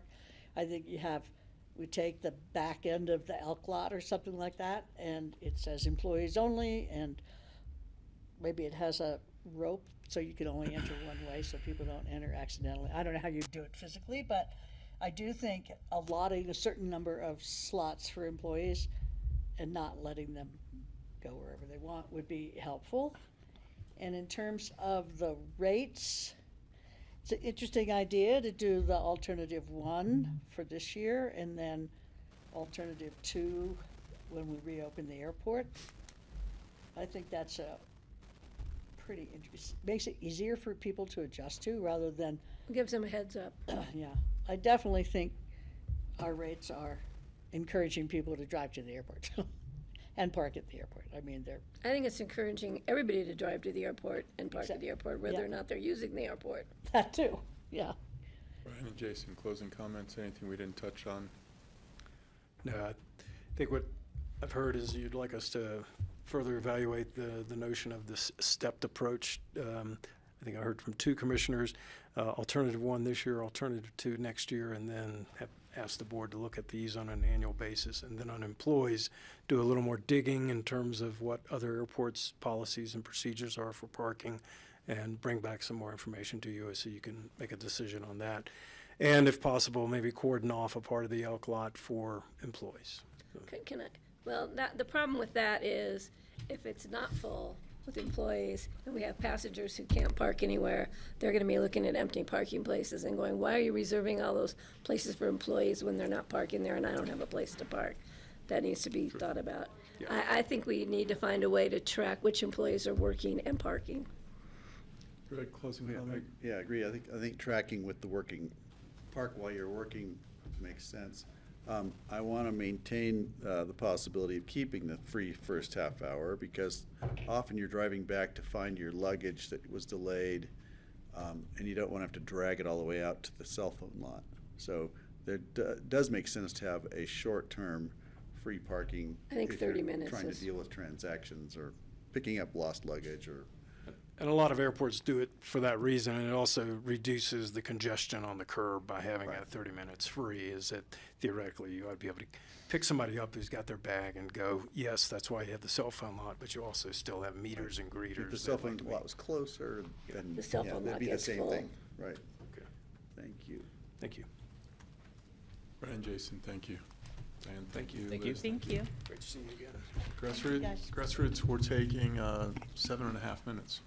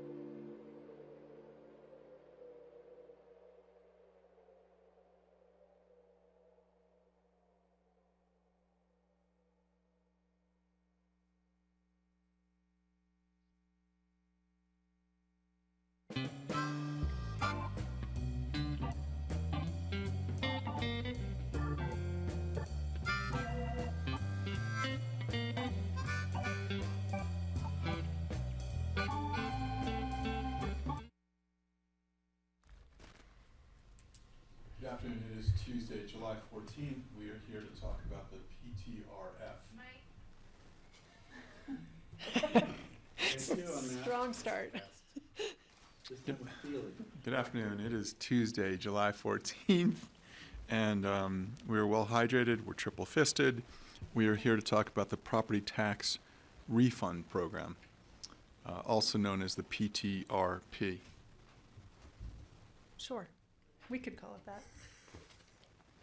I'm Ashley Pearl, Resiliency and Housing Director for Pitkin County. I'm joined by Chad Federowitz with a title I'm not Chad and Ann and Kelly can all introduce themselves. But we're gonna, our agenda for today is to kind of review the program. The last time this program was in front of the board was in late 2025.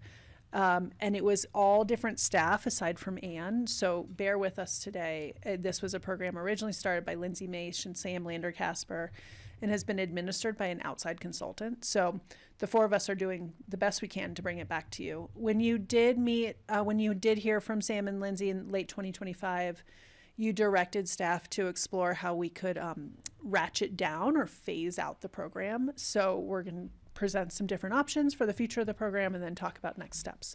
So that's today's agenda.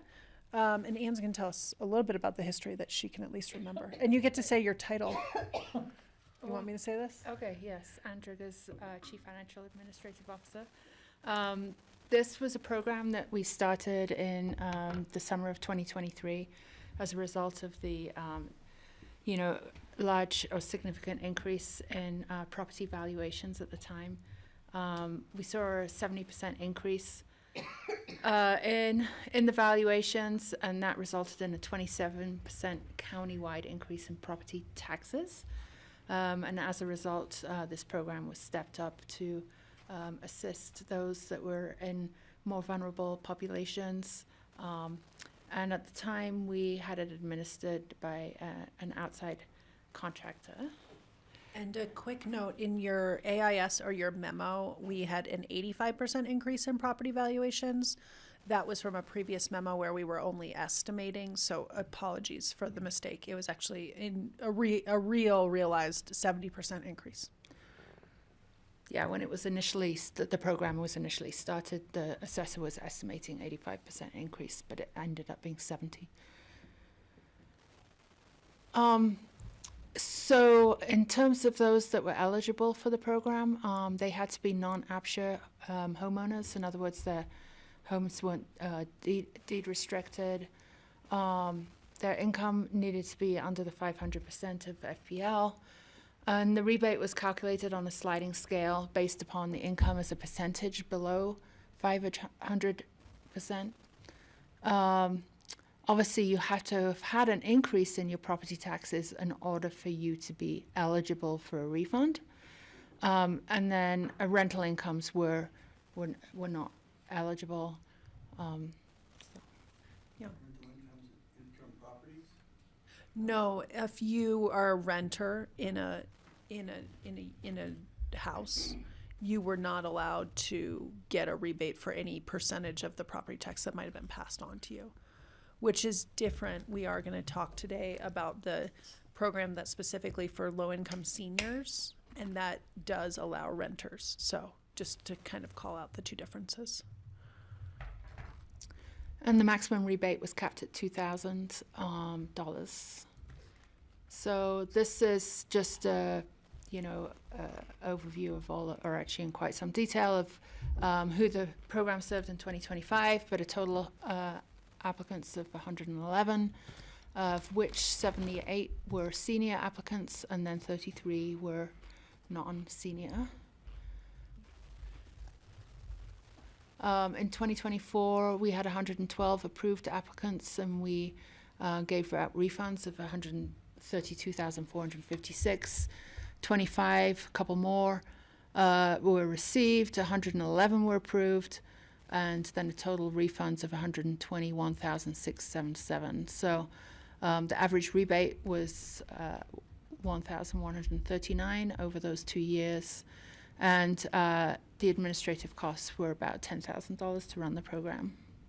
And that was the cost of an outside contractor who unfortunately is no longer available to do this work. So good timing that we're starting to talk about where we go from here. Do you want me to cover these? Sure. Okay, great. So some challenges and lessons learned from 2 years of the program.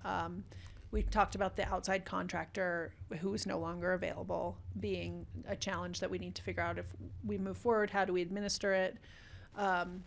The payment processing is occurring outside of standard workflows as well. So we originally looked at having finance run this program, and it's just, it doesn't, like, we have pretty standard workflows right now in finance, and this was something outside of it. We need people to first pay their property taxes and then apply through a separate application. So we had to create an application and a place where that would live on a separate timeline.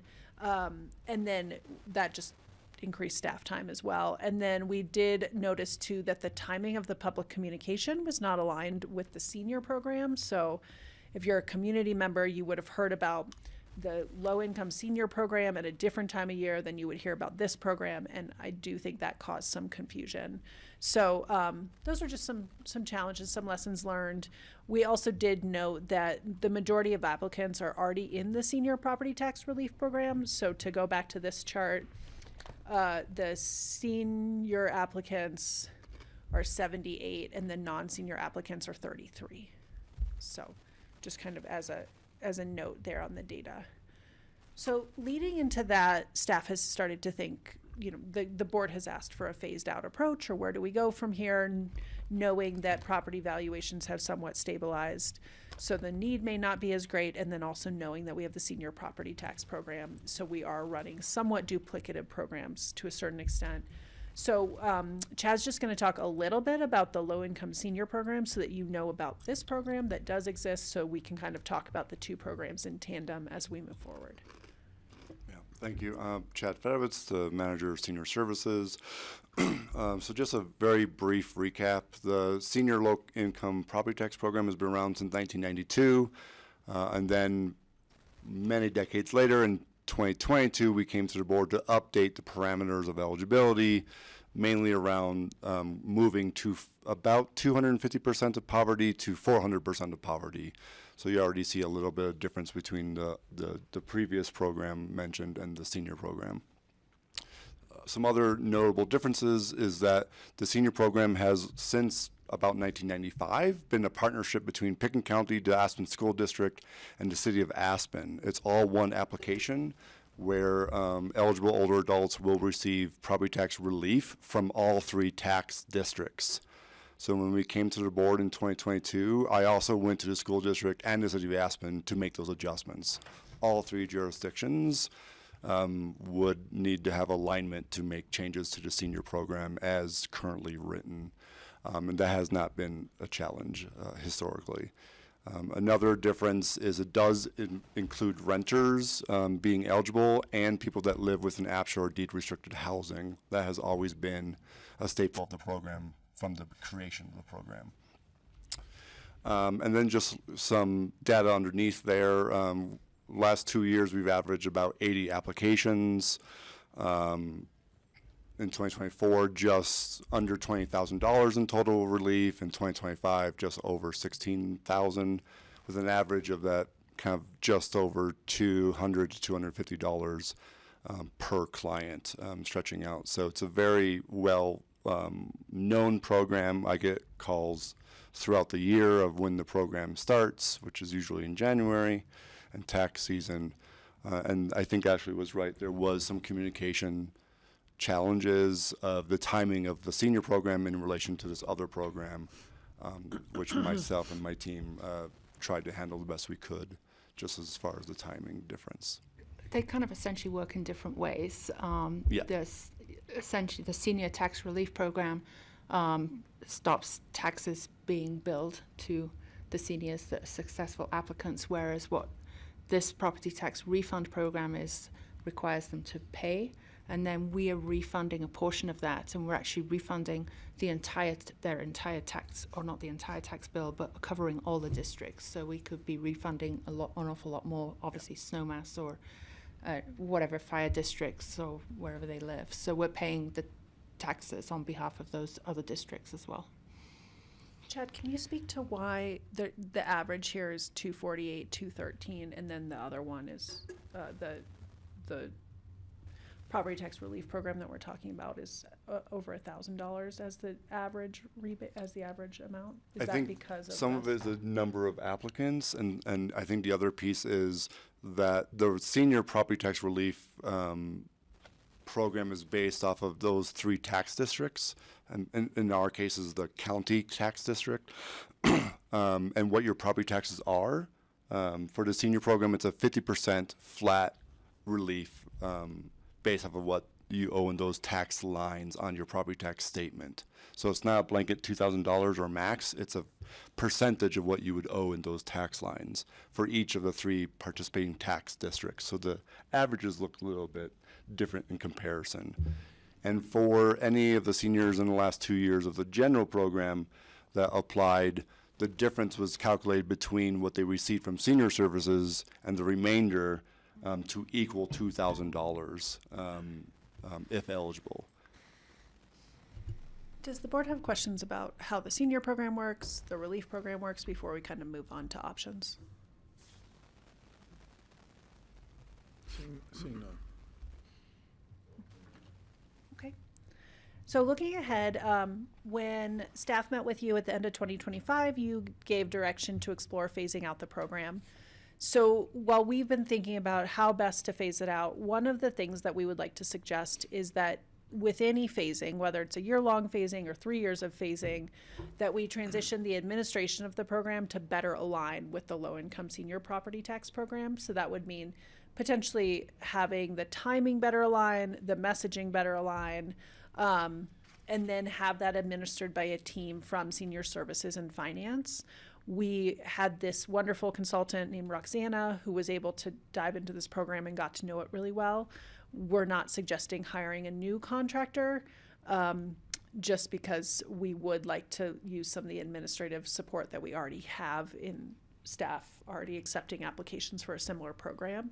So regardless of the phase out, that would be our recommendation. And then regardless of the phase out, the senior program will continue. So we're not talking about getting rid of the senior program or making any changes. Like Chad said, changes to that program would have to be made at this table as well as the city of Aspen and The school districts. So today's... That's well ahead of my time. Sorry, most of us don't, but this is Pitkin County, so I'm just kind of surprised we don't use the term Roaring Fork.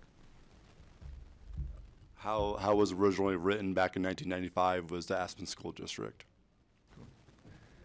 So we put a bit more in your memo about these 3 options, but pretty basic. We kind of were suggesting either an option 1, which would be phasing this 2026 being the last year of the program, an option 2 where you have it available for 26 and 27, then option 3 is 26, 27, 28. You can see kind of the estimated total cost there. All phase out options we're recommending would include having 2022 as the assessed valuation as the baseline, so not changing that. Still allowing non-APSHA or non-deed restricted homeowners below 500% of the federal poverty level, and then keeping that $2,000 as the maximum per household. So not suggesting making any changes to the program as part of the phase out. And then kind of the last slide just takes what was in the memo and puts it on the slide. But option 1 is simple. It's the lowest cost to exit, but it also doesn't give people a whole lot of time. Option 2 is kind of that middle ground. There's a higher cost. We have that extra admin burden, but it gives folks a 2-year runway. And then number 3 is the most incremental change, but also the highest cost. So, you know, these were kind of basic options we gave you all. We didn't want to overanalyze it or do analysis paralysis on it, but wanted to just hear where you all are at since you haven't heard about this program in 6 months and not sure what you've heard out in the community or anything like that. So that's the end of our slides. And our question for you today is, where would you like us to go with this program? Are there further questions you have for us in order to move forward? Kind of where are you leaning with some of these options? I'd just like to add the kind of property valuation market has moderated quite a bit. You know, last year I think it was just up a couple of percent, and maybe even going to drop in 27. And just, Property there's a taxes. third program that's not on these slides, right, which is the state one, which is your first $500,000. Is it a reduced rate? Isn't there one that you apply to and then you're permanently, if you've been in the same house for 10 years, isn't there a third program? Yeah, that's a homestead exemption. Yeah, that's a state program still. So separate from this conversation. Completely separate, yes. Thank you. And I think it applies before they even do the evaluations. It gets to the assessor's office and then it gets removed before it even gets to the treasurer's office and taxes are charged. That's helpful. Thank you. Ted? When this was conceived, was it communicated that it was to be only short term, that it was going to be a year or two, or was that, what are recipients under the impression is for this program in the future? I think in the first year it was always kind of pitched as temporary. And then, you know, in the second year, which wasn't a reassessment year, it was decided to be continued, and we brought it back every year to the board. So this would be the third time. But it's always been pitched as a temporary related I guess I was to just that. wondering if the Yeah. recipients are under the impression it is still a temporary thing, or they've gotten used to it always being there. If it affects these decisions, I'm not sure. Can I? Yeah, I think some will say that. Yeah. But the fact that it comes back to us every year for reauthorization, quote unquote, shows that it's based on a year-to-year evaluation, not this is a free-for-all for the rest of eternity. So, So the average rebate, or I don't know if it's called a rebate, but whatever it is called, is around $240-something. So just for the senior program. That's just a senior program. The average for the property tax relief program is what? 49? Yeah, 1139. Yeah. Oh, quite a bit more. And up to 2,000, depending on their income and the percentage of their Up to income. what? Up to $2,000. So that's the average rebate. That's what I thought. Well, I don't think it's horrifically expensive for us to run this program. If it's not too much extra work, which it might be, it looks like it is to a certain extent, I would go with option 3, which has the least impact over the longest time for the people who have been using this to help them meet their budgets. So I don't know, if it were a lot more expensive for us, I might feel differently, but it's not. And they are some of our neediest people, so that's why I would go for option 3.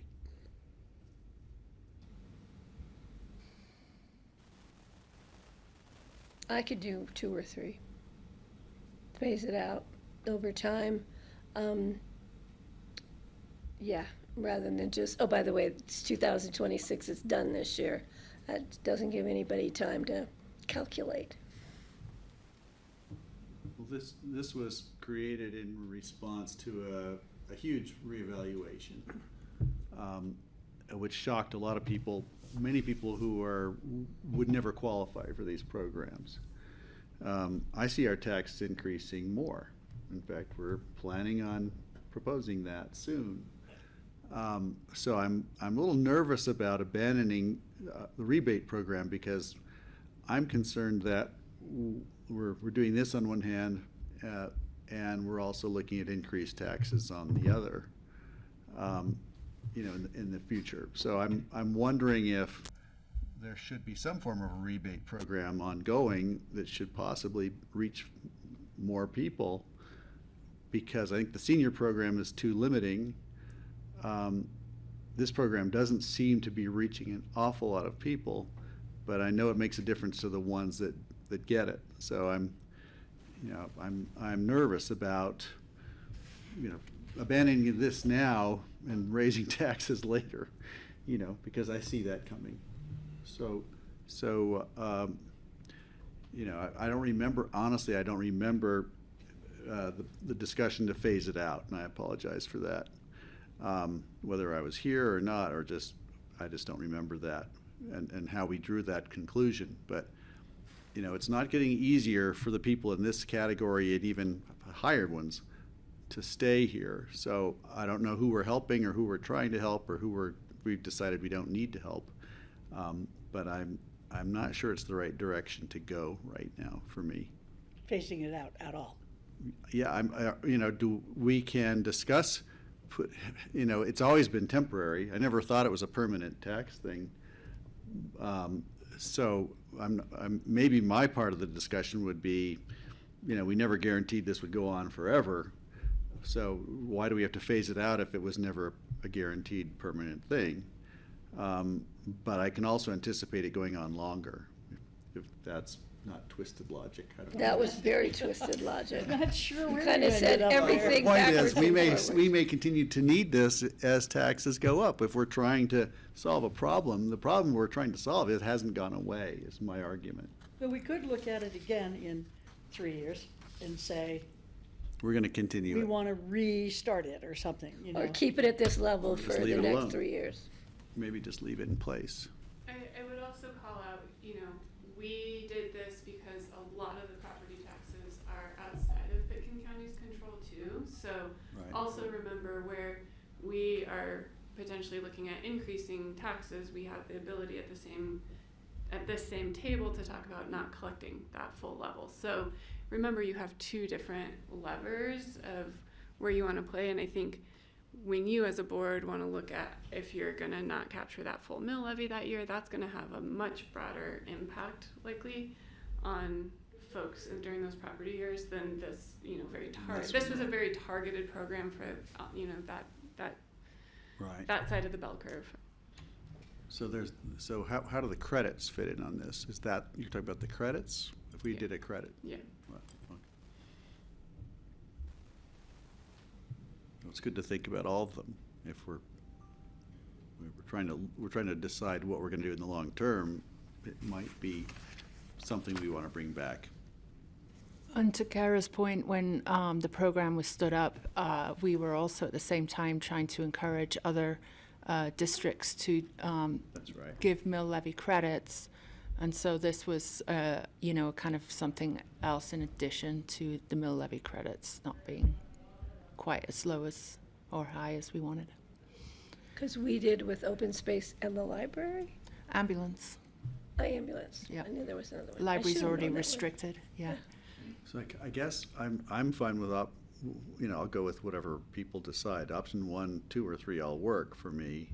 I think the conversation needs to be had, if we're talking about giving people tax relief, it has to include the other part of the conversation. What do you mean? I know, I'm very Well, confused now. Carr just brought up, you know, a tax relief, you know, program that's different from this. No, I'm talking about the mill levy credits that you can make at that Right, during okay. budgeting season. So that's No. different than a property tax relief program. Just a mill levy credit. Yeah. Okay. All comes out of the same pocket. You're looking for a decision today, a direction today? Yeah, I don't think we have decided on which option. What? I don't think we've decided on which option. Is there more information that would help you? I mean, it sounds like, yeah, Kara. Well, I think, you know, from staff's perspective, I think the other piece is that for very little, it is a pretty big administrative burden. So I think as you all look at the options too, as Ashley and Chad have talked about, rolling this in to find more opportunities within this, or economies of scale, I guess, economies of application within the senior rebate program, I think we'll also be able to understand, you know, what does that future administrative burden look like. So I guess I would say, you know, as you all are looking at what your options are, one thing is, as you know, in a couple of years, if you want to go down that route, staff will have a better idea of what does that administrative burden start to look like too, for you to evaluate if it needs to continue or continuing to ratchet it down. How do you make this program look more like the state level program? In other words, no one's complaining about the administration of the state level program. You sign up, you're on it. You mean the homestead? What's What's the name, sorry, Chad, what's the name of the program? Exemption. So in other words, The Homestead Exemption Act. thank you. So how do we make, so I'm hearing the bang for the buck is we have a high administrative cost relative to what the payout is. So we're actually not really truly benefiting the community. So how do we systematize this so it's similar to what we're doing at the state level? Because no one's complaining. Everyone's like 65, great, first $500,000 exempt, cool. It's automated. This still seems like patchwork created 3 years ago, and we're sitting here saying, let's rip the Band-Aid off. So is there a way we can make this permanent without the admin burden, I guess is the question. So, Same design intent. yeah, the difference is between only the state can make changes to valuations and exemptions on the front end. That's why it's patchwork, is because we're doing a refund on the back end, and it's coming out of the general fund, as opposed to the property taxes not being charged in the first place, which can only be done by state legislature.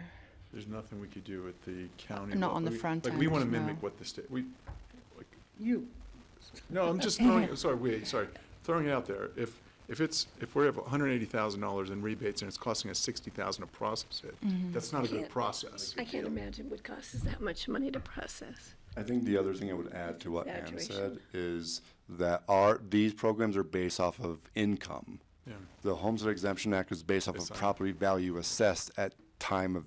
And And you age. apply once And age until you benefit. move, and even that has changed. These programs, you have to prove eligibility every single year. Yeah. It's fundamentally different. And that's a pretty large distinction. And the last couple of years, there have been attempts at the state legislature to, for example, exempt the first million of property tax or first million of valuation, but they have not gone through at the state level, and that's the only lever that we get to pull on the front end of things. the first million? Oh, I mean, for example, there were, ideas thrown out that we could, or the state could, exempt the first million on property tax, property valuation from being That would taxed. be a lot of revenues we got rid of.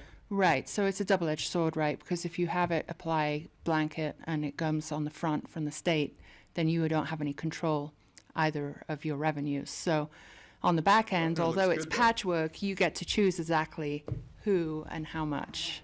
Yeah.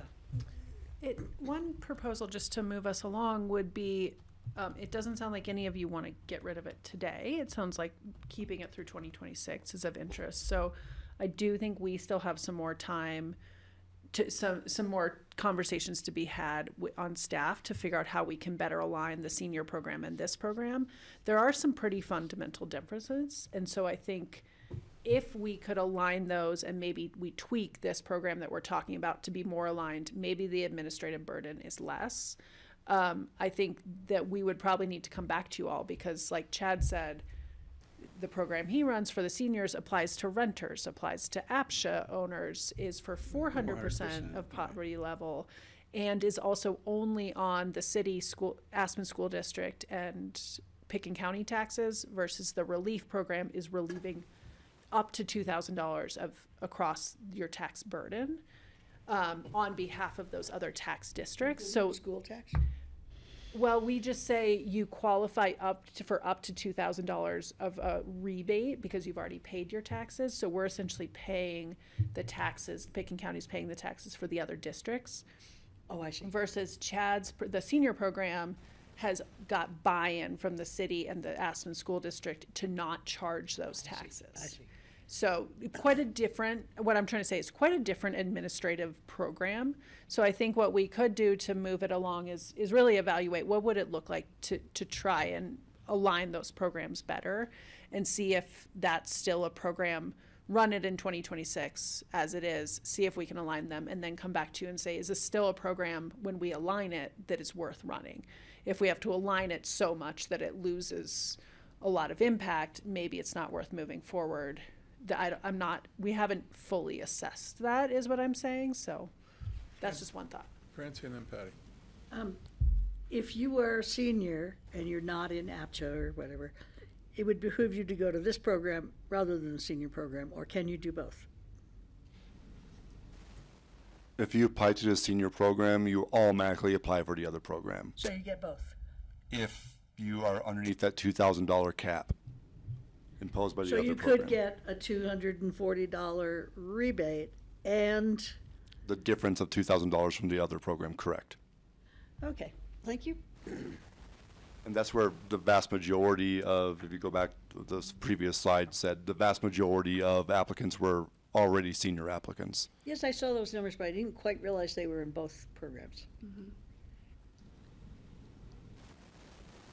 So, my turn. Patty. I would say, yes, bring us back more information.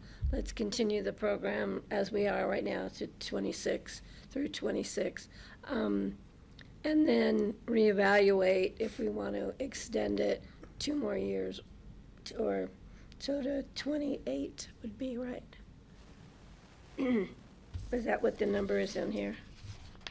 We were, Yeah, to Yes. 28. Yeah, And 26 then, is- and depending upon where property taxes go and mill levy issues go and special districts and, because everybody's continuing to ask for more tax money, then the board could reevaluate in 2027 or 28 to see where they want to go then. I won't be here, so I'm saying they. Further clarifications, closing comments? I support that. I mean, I'm just coming into it new. It seemed like something that was designed to not go on forever, so reluctant to do the 3-year. It just seems like this creep of a program that we said would wrap up, and I don't know that I'm convinced we need to just keep it going for another 3 years, just because I'd rather do the one And then and reassess. assess. Yeah, see what the landscape looks like. I'm okay with that. Thank you. Maybe you'll find administrative Closing efficiencies. comments, Ashley or Chad? to clarify, we will run the program in 2026 as stated. We've already missed the senior deadline, so it will be a standalone program. We'll take on the administrative burden amongst staff. We will try and figure out how we could align it in 2027, and Yeah. we will come back to you with those trade-offs of what it means to align it before the senior program in 2027, so that we could hit that deadline if you decide to move forward with the 2027 program. Agree. Okay, thank you for your time. Thank you. Thank you.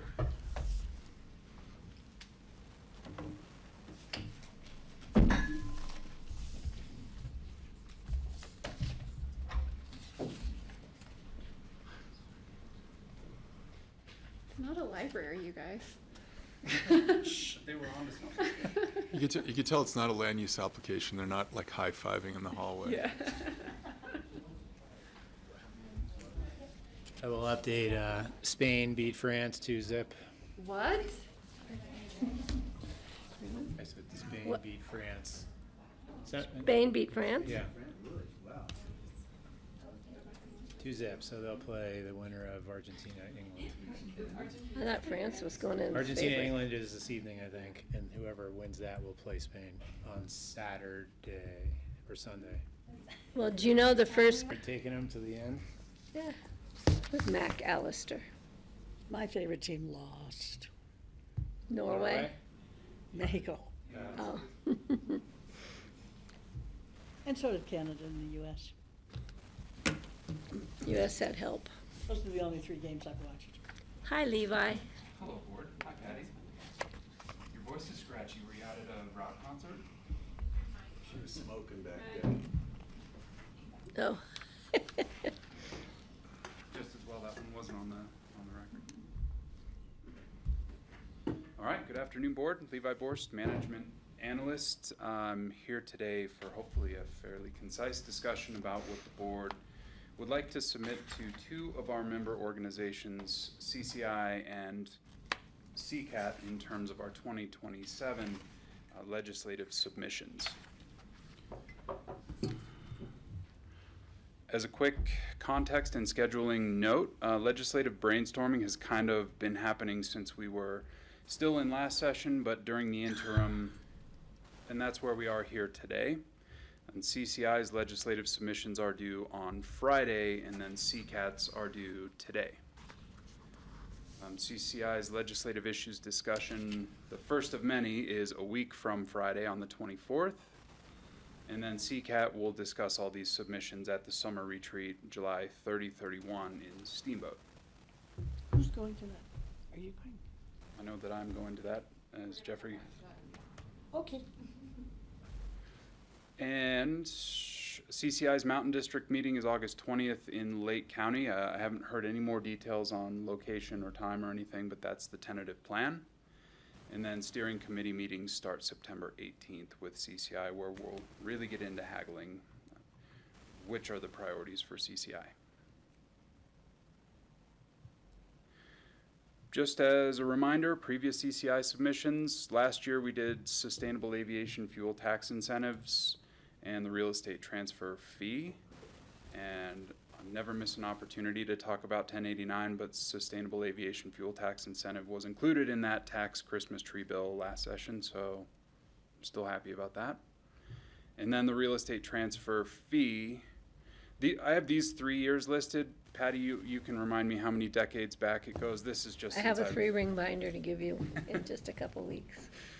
Just in my time here, I know we've proposed that with them, either the real estate transfer tax or fee in each of the 3 years I've been in this role.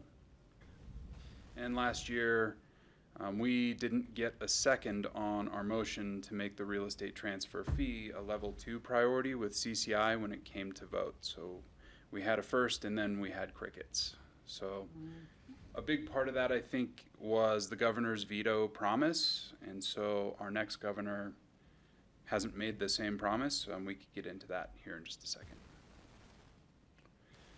So the 3 concepts that we've talked about in the past, just kind of really loosely, were the real estate transfer fee, mobile home park sales, and wildfire technology enterprises. Just a quick sentence under each of those, but I've got a more detailed sheet on each that you all should have seen in the packet. Starting with the first kind of tried and true is our real estate transfer fee. You can kind of look at the different categories. This is off of a CCI template. These are things that they ask us for, so it's easiest for me to plug them in here. Really quickly, allow counties to implement a real estate transfer fee to offset community impacts caused by increasingly unaffordable real estate. Of course, the idea being that with each one of these transfers, the value goes up, thereby making employee or affordable or attainable housing even farther out of reach. And the way we had started the draft legislation is that this would give local governments the authority to basically draft their own individual ordinance to set guardrails or to set fee amounts or to make any sort of modifications that they wanted to. So this would not be a state functioning entity. It would be a local government run program with all of the rules and guidelines. Would there be a limit on how the money could be spent? It would have to be the reasonable nexus standard, so it would have to go to offset the impacts, which is affordable housing. Or road and bridge, or, I mean, there are other impacts. There are, and I think the concern when we worked through the working group was that the farther we got directly from housing, the more difficult it would be to pass that nexus test. But it requires a limit on how it can be spent. It does. Okay. Otherwise, it starts to look too much like a tax. Yeah, right. Part of this, we haven't gotten an official attorney general, like an interrogatory ruling on whether or not this would be, whether it would pass a Tabor constitutionality test. But once we have introduced legislation, the attorney general can then undergo that examination and kind of let us know whether or not it passes muster for that reasonable nexus standard. So I think that's kind of the sequence as we would imagine it would be to get sponsors, get a piece of legislation introduced, and then we could hopefully slam dunk it through as, yes, this is okay. Not totally different than things like our housing impact fees, right? The only difference is, of course, that you only collect that fee once, not with each time that parcel transfers and increases in value. Oh. That makes sense. So that's kind of the first of the 3. Can I, Any questions, Jeffrey? please? In reading the sample language, that you have for the real estate transfer fee. It has some grammar issues in the flow of language, did you notice? Plus it has a B in parentheses, but there's no A. Yeah, I think that was just a little snippet that I cut out of the greater piece. Yeah, but it just in definitely reading needs it, some work. there's some wording that I totally support it, of course, but I would just clean that language up and maybe have legal, have Rye take a look at it as far as, I think would be important. How many times is it limited from being imposed on a particular property? Unlimited. Every time it's sold. Okay. And of course, we could draft any sort of guardrails in there that we chose. Like you could exempt up to the median home value. You could exempt deed restricted. You could exempt whatever the board wanted. Could craft its own language to set guardrails.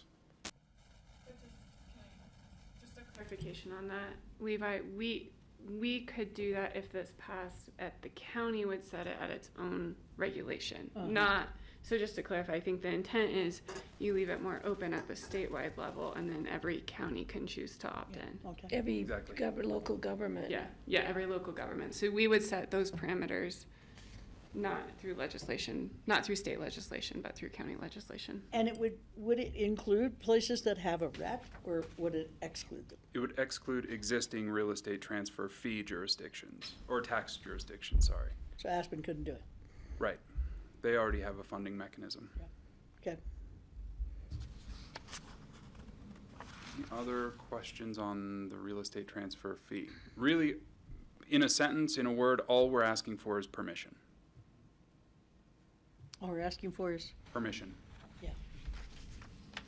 An argument has been made that municipalities may already have this authority, but I don't think anybody has tested it yet. And so nobody's really willing to bite that bullet. And even if municipalities had that authority, it's not really clear that that would extend to us.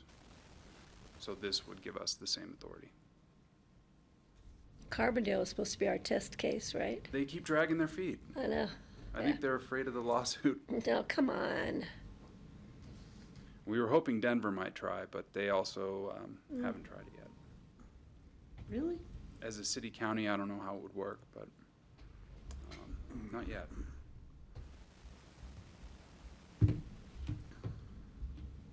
Right. The second priority we had talked about submitting were mobile home park purchase timelines, etc. And I guess simply a couple of different additions or modifications we could make to the mobile home park legislation would extend the timeline up to 180 days. It's currently at 120.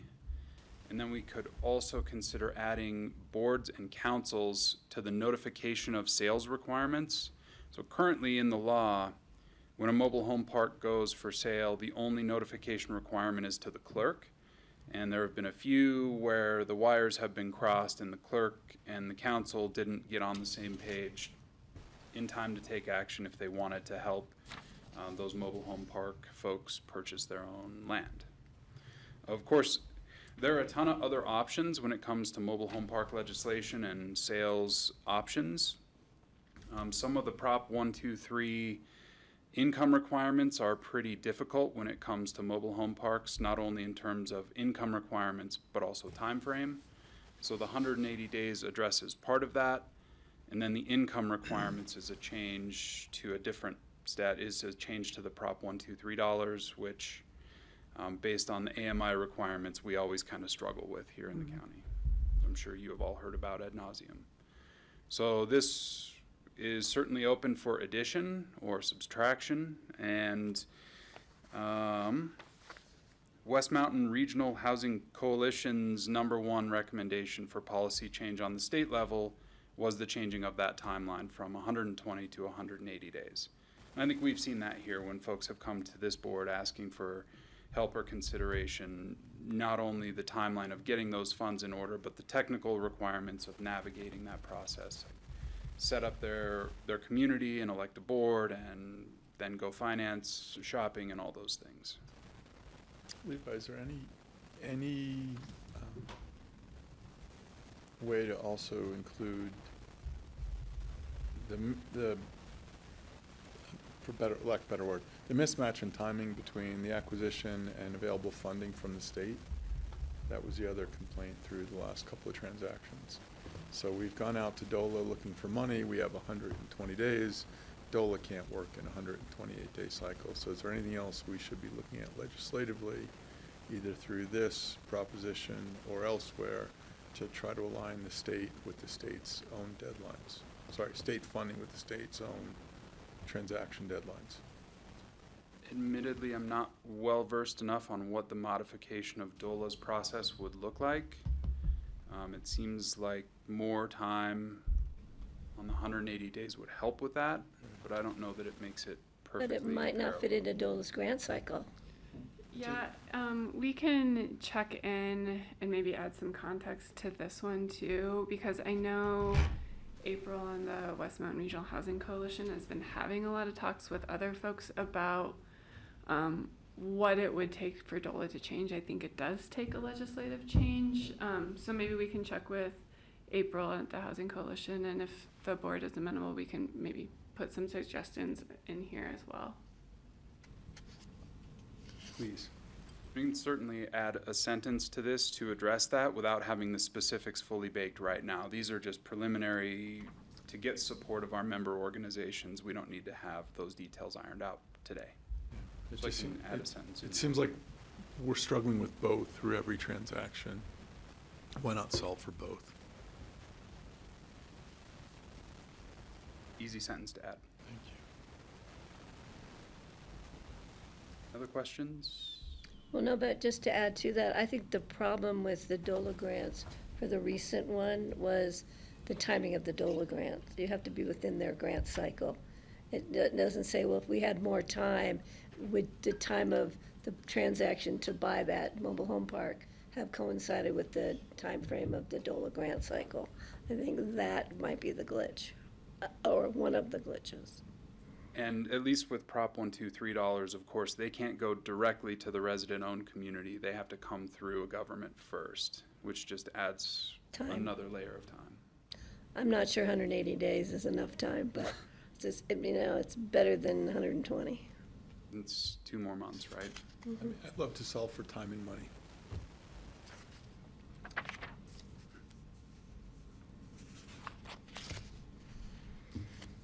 All right, and community level wildfire technology.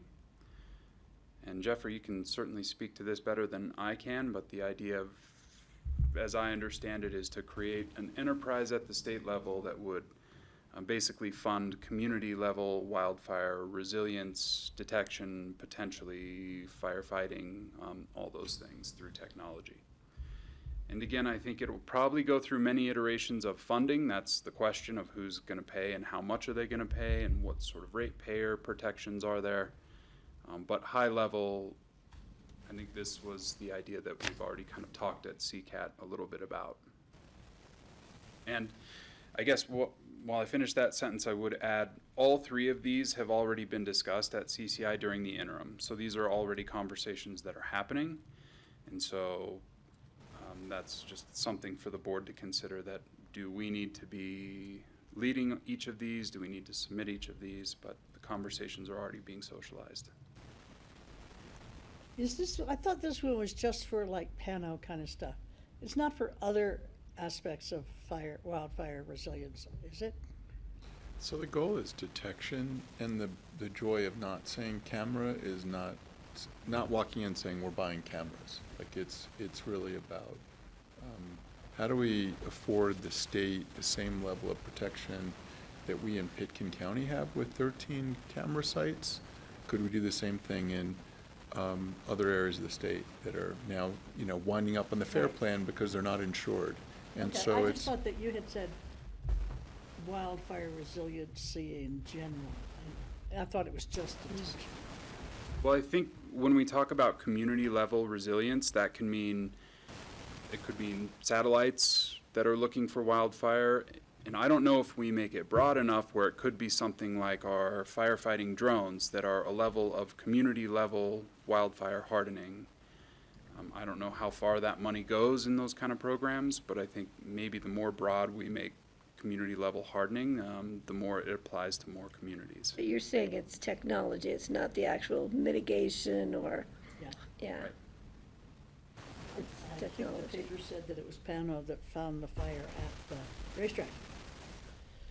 Oh, Well, my concern is, and Jeffrey knows my concern, I totally support, I think any early detection is key to, squelching wildfires, containing them, whatever you want to call it, but it's been proven over and over again, the sooner you get to it, the sooner you get it out.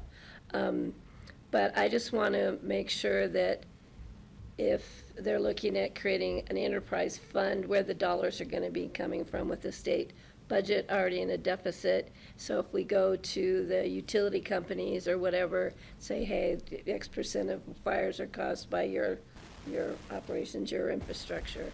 I want to make sure that those costs don't get passed down to the users, the people who are paying for the electricity.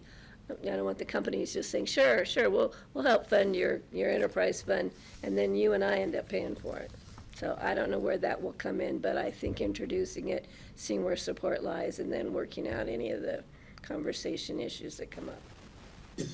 I think the Hale bill most recently had some ratepayer protections built into the language of that legislation, and in my world, we would just kind of steal the similar framework. And Yeah, but I'm sure there was an issue of how that's being monitored.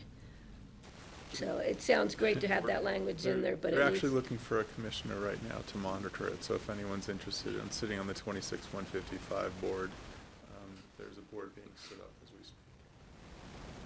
Well, Not this time. No, I didn't think anyone was gonna raise their hand. Yeah. And I also want to know, how did you become the expert? I thought that was rather interesting. He's our expert, He is. self-proclaimed expert. No, he's got the background. I'm okay with that. so those were the three that we've spoken about, and we've got, 2 different organizations that we could potentially submit all 3 to, or none of the 3 to. Whatever the board would like to do there, I'm happy to do. I think we submit them all to whomever. All 3 to both? Easy. All three to both.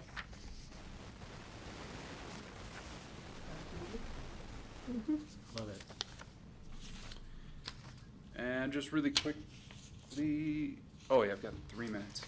A few expected returning legislative items that I expect to see. Data centers, which is the elephant in the room, I suppose.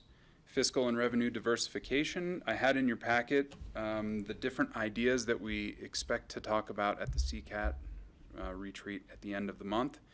Things like real estate transfer fee, of course, vacancy tax, short-term rental tax reform, things like that. Did you write this? Not the one from CCAT. Okay. And forest improvement districts, which is kind of an emerging conversation. For those familiar with the concept, forest improvement districts have the ability to ask their voters for tax. So they can be sales tax authorized to collect funds for things like wildfire mitigation or fighting, things like that. I think that was 2007 when these got legislative permission, and yet nobody's ever done one. So there's Summit some County has a conversation. tax, I believe, but it's not through a district. I think it's just a sales, I think it's some form of, yeah, I think it's Summit County. That's how they've been able to do all of their mitigation efforts around the subdivisions, all their bark beetles. How deep into the subdivisions can they go? How? Like, is the WUI, it's the WUI in the forest, or is it everything? What does it mean? I think it's everything contained within that district, however it's defined. So it would be counties, municipalities, everything. Be like creating a school district or a ambulance district, but it'd be a. That's my understanding. I'm not terribly well versed. Electric vehicle fee bait. The CEO is still talking about that, the Colorado Energy Office. Statewide solar permitting, which thankfully died last session, but we're sure to see it again. What do you mean? What was that? I forget. It's I not think- the one about the balcony solar. This was. That it has to be rushed through or whatever. I think this is statewide solar farm permitting. So basically to, the word's escaping me right now. Citing. Citing, thank you. Expediting the process too. Yeah, expedite the This was, process, automate the technology, and chip away at some local controls of where solar farms can and can't go, setback requirements, all that kind of This stuff. was the chip away at 1041 hours. And what's the fee bait? I forget what that is. Simply would charge gas burning internal combustion engines a fee at the time of sale to create a fund that would incentivize EV purchases. So if you buy a new electric vehicle, you would get a credit. If you buy a new internal combustion, you would pay an extra fee. Because right now, when you get an EV, you get a debit because you don't pay the road tax for your gas. So you pay a fee to have an EV now. At least in our county, you do. Maybe this offsets part of that. I don't know. Details never came out about how big the fee I would don't think be. it's just our county. It's definitely in our county. No, but I'm saying I don't think it's limited to Pitkin County, because we Oh, could. yeah, I don't know whether it is or not. Yeah, we couldn't charge an extra fee on a registration without a bigger process. So those are all that I had. While I'm here, Kara, do you want me to just? Yeah, we had a couple other items that we can talk about as open discussion or continue into the legislative sphere, however you all would like to talk about them. There it is. Let's go open discussion. Sweet. Take O&B. Oh, Yeah, no, I was in say let's do open discussion okay. rather than board future agendas. got it. Sure. So as we had spoken with a lot of different people, there was a concern about OMB grant guidelines. And as we talked with our lobbyists, we decided it best to not comment directly to the OMB open comment period, but rather to sort of go through our delegation and our legislators. So to that end, we put together a letter which I think was sent out to the board yesterday. Yeah, we got it. Sweet. And that was through some feedback through our lobbyists and then wherever else I could steal material from. So I guess the question is how does the board feel about that? What sort of additions or subtractions should be considered there? Didn't Senator Hickenlooper jump on this? So Senator Hickenlooper and Bennett both signed on to something on like July 1st opposing it. There was something more recent than that I think Senator Hickenlooper, we'll see, hopefully see, we won't necessarily see Hickenlooper's staff tomorrow. We'll see Bennett and Hurd's. So, but I think we need to send something on to them just to show our support for their effort at the federal level. And I don't know that Representative Hurd has weighed in one way or the other, so that may still be Should right. see Riley tomorrow. We can pick her brain maybe. And it'll be a big conversation at the NACO meeting this week. Additions, deletions, corrections to the letter. We need another day to look at it. Are we good to go to our I'm good. delegates? Hit send. I'm Yeah, okay. I perused. Send. I'm all right with it. Do you want to have all 5 signatures on it? Anything. Should we put all 5 signatures on it? We do that when we have letters of great importance. I haven't had that happen yet. We do it electronically. You guys okay with that? So we will send off to our delegation. I know some of our municipal partners are also interested, so we'll share it with our municipal partners. And I just forgot you all going to NACO. Yeah, make sure I have a copy to take. Once it's signed, I'll get you one. And the second one was news to me. I just wanted to hit, and maybe you all were going to bring up, given comments related to BLM pieces, I think there's interest from some of you about potentially providing comment or a letter to BLM on the Amen 44. Yeah. I didn't want to say it out loud. I just couldn't get it out of my mouth. It's a weird one. Yes. Left a bad taste in your mouth, and it would. You guys got the letter I showed you from Mark Catlin? That he Yes. sent to the BLM? It's really nice of him. So I think while Levi was here, I saw that, I know you all made comments, so I was curious if the board wanted to make comments and if Levi to draft a letter or not. I'd say please do.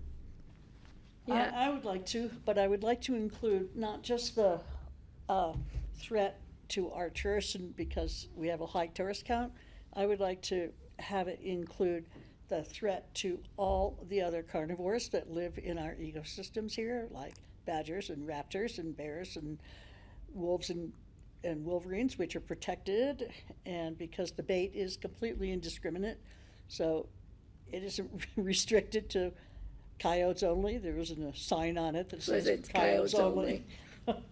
I think it is irresponsible to threaten the lives of all of our carnivores. And I think was pushed by people who are anti-coyote. That's my understanding. It's kind of what I got from Mark, but which I don't understand in the slice a little bit. But anyway, so I do think that and not to mention pet dogs. And cats. Bipedal, And cats. And children. Bipedal omnivores, feral humans running around. Raptors. Yeah, who are leaning down and eating raw meat. Well, People are hungry. Rotten raw meat. And this economy? I do have something to add to that. It was in the paper, was the article yesterday? I would like to maybe talk with Open Space and Trails to see if we can get some kind of public education, a public service announcement or something, that these may be coming your way. This is what they look like, because, the one that they show you in the article is this pretty pink little can that could be attractive to somebody who would want to go up and, oh, what is that, So I think we need to I would like us to support doing some public outreach, public education ahead of a tragedy. I don't want to wait till something tragic happens and then go, oh, we should have warned you. So I think maybe we could work with Open Space on at least our trails that maybe cross BLM, or just get the word out there. And also, I think it would be wise to mention the lack of process for this. I'm not sure, I don't have any verification that there was no process at all, but I never heard about it, and I haven't talked to anybody who did hear about it. That was my comment in the article yesterday, was I would like to see the ban put on hold until such time as the public has had the opportunity and the local jurisdictions have had the opportunity to weigh in. Where was that article? In the Daily It was News? in the Times yesterday. And the other point of that, too, to add, we also need to make sure that our first responders, ambulance crews, search and rescue, our emergency rooms, our medical providers in the community know, so if somebody comes in with signs and symptoms, they're not going to be going, oh, what could it be? They could be thinking it could be cyanide. A suggestion I might have is I think we could write the letter addressing the concerns, but I think also an invitation to the local BLM office. I don't know when and if they would be able to speak on this, but I think almost targeting it of these are all of our concerns, an invitation for the BLM office to come and speak and share what they are about how they will or will not be using them in the county. And so kind of more of an invitation with concerns than just a letter out to broad BLM. That's a folks. great idea. I was going to suggest something like that, but also, do we have any former BLM or forest managers who could speak on the last time that we had those and got rid of them? How big an issue is it here? Are we trying to kill coyotes in Pitkin County, or is this, we're just collateral damage? For something happening somewhere else? What's the coyote emergency? Yeah, exactly. So I think it'd be nice to find expertise on the subject who had the experience the first time around, or maybe forest management expert. No, there's a guy land managers who. There's a guy quoted in the paper who has quite a background. Oh, really? Okay. Mm-hmm. What's the name of the article? The one from yesterday, I don't know, it was front page. But this previous article does have this guy's name in it.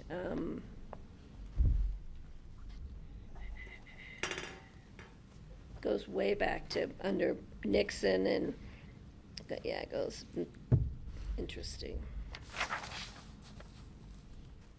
Got that, Levi? Yeah, I think I got it.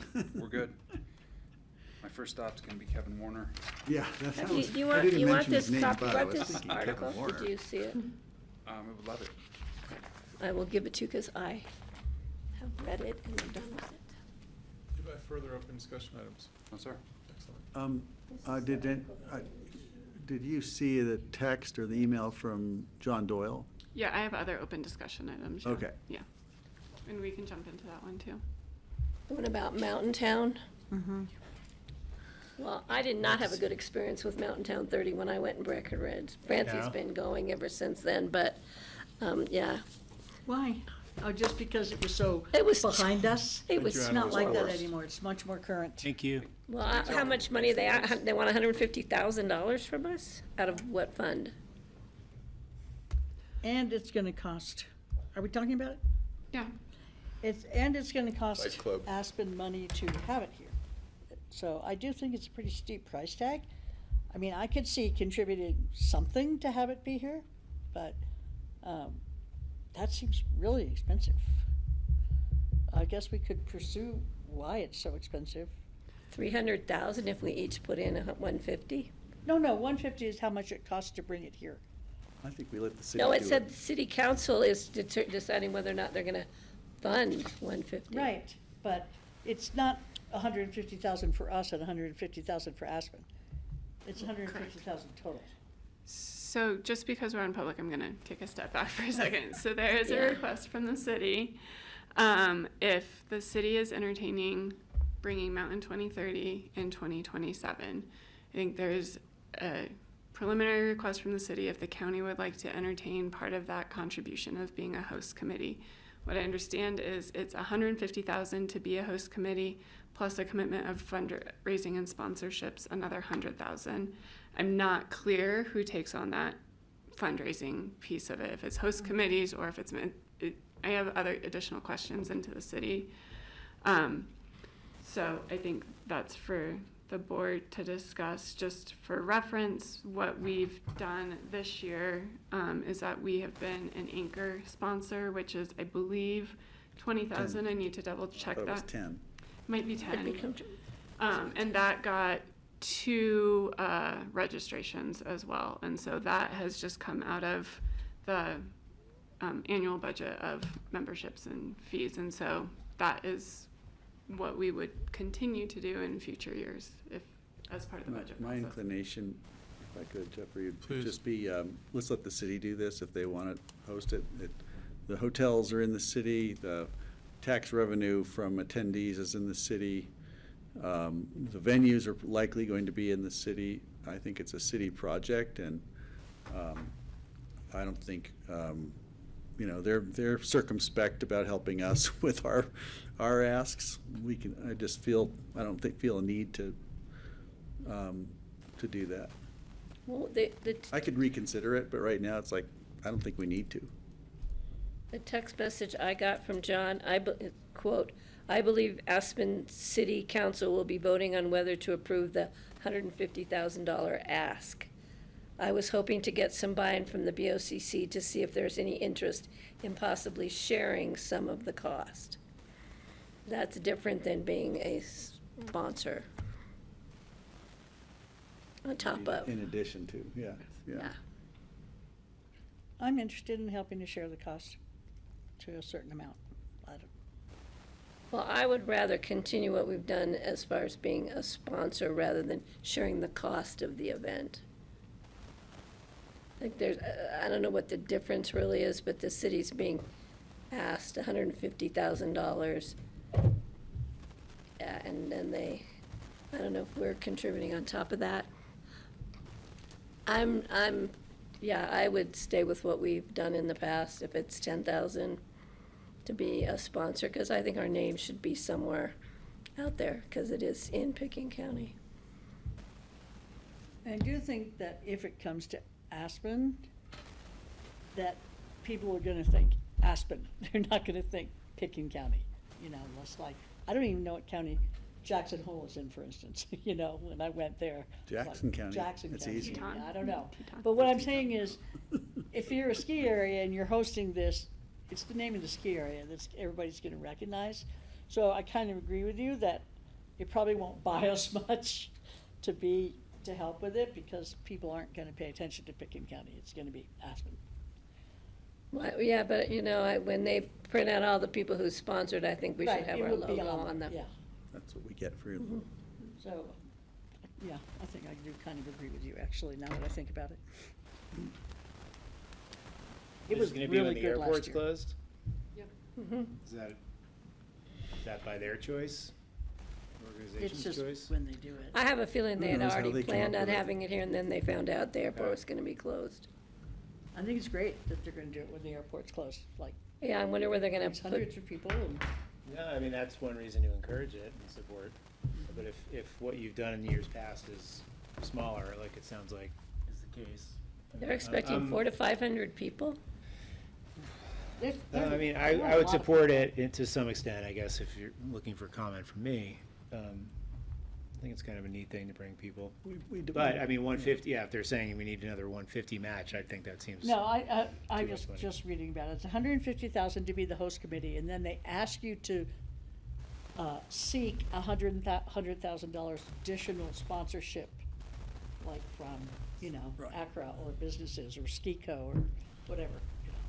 You know. That's how it works. So I think You want us to John's just fundraise. asking us to share in the $150,000 host fees. That's my understanding. And That doesn't share in sound the like it. fundraising. Say again? And share in the fundraising as well. When he says sharing some of the cost, that doesn't tell me it's sharing part of the 150,000. I would rather just do what we've done in the past, stick to that. Whatever Kara gives them already. She's mentioned in this.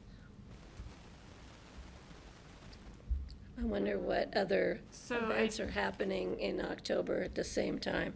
I got a little bit more information from the city. I think that from city staff, there is still some additional pieces that they're trying to finalize, such as what is the venue and other pieces. So what I'm hearing from the board is right now you are just interested in continuing at the sponsorship level, see if the city really does finalize it. If they want to come back at a later date, they can Tell always do them that, but. I'd rather put the money into buying water rights. Mm-hmm. I'll let you say that. Smart aleck. I Well, would too. I agree with you on that. I would like Aspen to help us buy water rights, so Well, yeah. we'll see. Additional open discussion. We're gonna divert the water around the I city. wanted to discuss the letter about the Salvation Disc, hardening 'cause of that's about how houses much in our water code by the window Pull it people off the that's Salvation written Disc. us. Went around town. And I do remember the presentation that was made, and they said that Yeah, but let's um, run our acre those, fees around the uh, Sunday. The This water is- runs what do they around call and it? not through it. Permo something, guys it's should a probably plastic pay us. product Mm-hmm. that Take it, goes right? around windows, melts in a hot fire, and then the window collapses and the fire goes into the house. And it's not safe. But I found Alex's letter. This is not the first one I've gotten from him. Interesting, compelling, and I just wonder where we're at on that, whether we're Ask the interested in expert. entertaining that. Jeffrey talked about that months ago. We did, when it was presented to us, when the codes were presented to us, they talked about these window, Vinyl clad windows. yeah, but, that was before we got these letters from this guy, so I just wondering whether we should reconsider, what kind of information we have about it that would either make us reconsider or not. I don't know enough about this. If Defer you're- to the fire expert. Yeah, I was gonna say, it'd be hard to imagine that industry would continue making windows that melted it at such a low temperature if it was really that big a threat. And I'm wondering if it's real, still, if it's still real. So I would say the proper way for the board to respond might be to grab Jeff Erickson, have Jeff Erickson draft a reply. And the reply may or may not include that both in the Lahaina fire as well as the Palisades fire, the after-action report will demonstrate that the very high temperatures deformed the polycarbonate to the point where the double panes actually fell out.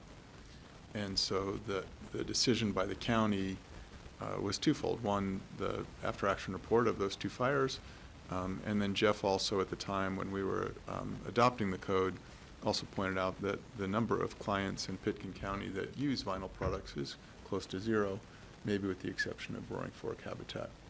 So it's not a product that we actually see. Roaring Fork Habitat, what's that? They buy them reused. Habitat for Humanity when they build. Oh, So in for, Pitkin County, So okay. for example, if you say, well, when have we ever used vinyl, it's generally been for cost. And so on a public housing project like the Salt Vista, there are really cheap products like vinyl doors. So I think the action of the board would be have Jeff address it and include the research that was done that included the after-action reports. I think that's a good place to start, but I would request that he bring it back to us before he sends it out, so that because he can be a little partial. I think a letter from staff would be welcome on this. Yeah, we would bring it back for the board prior to sending. Does that answer the question though? That's fine with me. Is it raining out now? Yeah, there's umbrellas and It everything. looks like rain. Additional open discussion items. Yeah, tomorrow. Tomorrow morning first. And, like, just with the Is there another letter that's going around that went individually to commissioners regarding building fees? If so, I have not seen it. Yeah. Trying to remember. Okay. Let's talk about tomorrow. So in the morning, sorry, I'm trying to get to the notes here. 9:30, we have a vehicle here in front of the building to carpool to the AOC. Yes. I think we're just hoping for a count of who will be carpooling from here. At Well, 9:30. I will be, and I think Ted. Okay. Just the two of you right now? We may have more carpooling back than we do going, because Jeffrey has a meeting earlier than 10 o'clock at the AOC. Okay.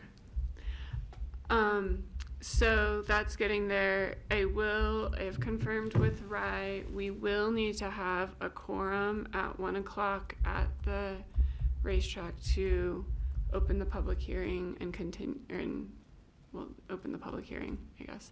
Rye and Ryan and Suzanne will be there. Could you sort of say that again? Because it has been noticed as a public hearing, while we will not be doing the site visit, we do need a quorum of the board to open up the public hearing at Okay. the site visit. I'll go. And so we need to make sure we have a quorum of the board and can figure out transportation, which that will help answer if we want to do lunch at Jaffe Park or if people want to be on their own.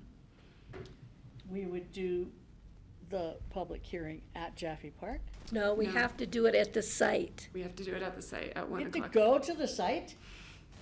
A quorum has to go to Only the three site. of us, just to open the meeting, I'm happy to continue the go. public hearing, and close it. Does it have, how far onto the site does it have to go? Shall we do partway up the road? This is a public hearing also. It could be anywhere the site begins. We don't have to If be we're in the opening the center. public hearing, it means everybody who's there can then talk? No, we're Well, then we You're might as well not- go. I mean, You just need to continue the public hearing, or I can check with Rye, but the point is, we need a quorum of the board to Open the meeting. and close the meeting, but you do not have to we will not be doing that formal site visit. That has been communicated out But we need to know if we are still gonna be taking public public comment. hearing. Are we hearing from people? Public comment not related to the item is listed. Let's clarify what we need to do. And Ryan and Suzanne and Franco will all be there. We just need to confirm a quorum of the board at the racetrack site. I will not be there. I'm so confused about the public hearing aspect of it. I want to know whether we're going to be beset upon by people wanting to make public comment because we've opened up a public hearing.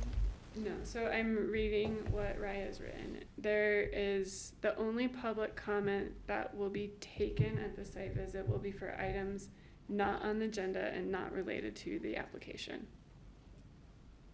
So it'll just Like be- we do public comment at all of our Yeah. regular meetings before we, I don't think we'll have a quorum.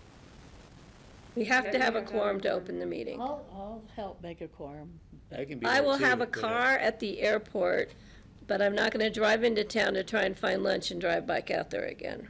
I will have a car at the AOC. And I can drive somebody over there to the raceway, somebody who actually knows where they're going. I'll have If a car. needed, I'm I'll have happy a to car. go if I get the You're not impression we going. have to I've do already said, this. I've committed to lunch. We canceled the meeting and I've committed to Yeah, lunch, okay. so that's my plan. I'll have a car, we can drive over. Yeah, or I could take my own, it doesn't matter, but I mean, I can get there for the sake of getting, I just But- want to hear more about what we're doing though. That's at 1, and what did you say about Jaffe? That's still, We had originally talked about when there's gonna be the site Right. visit, we're gonna do the groundbreaking, we were gonna have lunch provided for the board at Jaffe Park before you went up to the racetrack. We can still plan to have lunch at Jaffe Park, and then you all can head up to the racetrack to open and close the meeting briefly.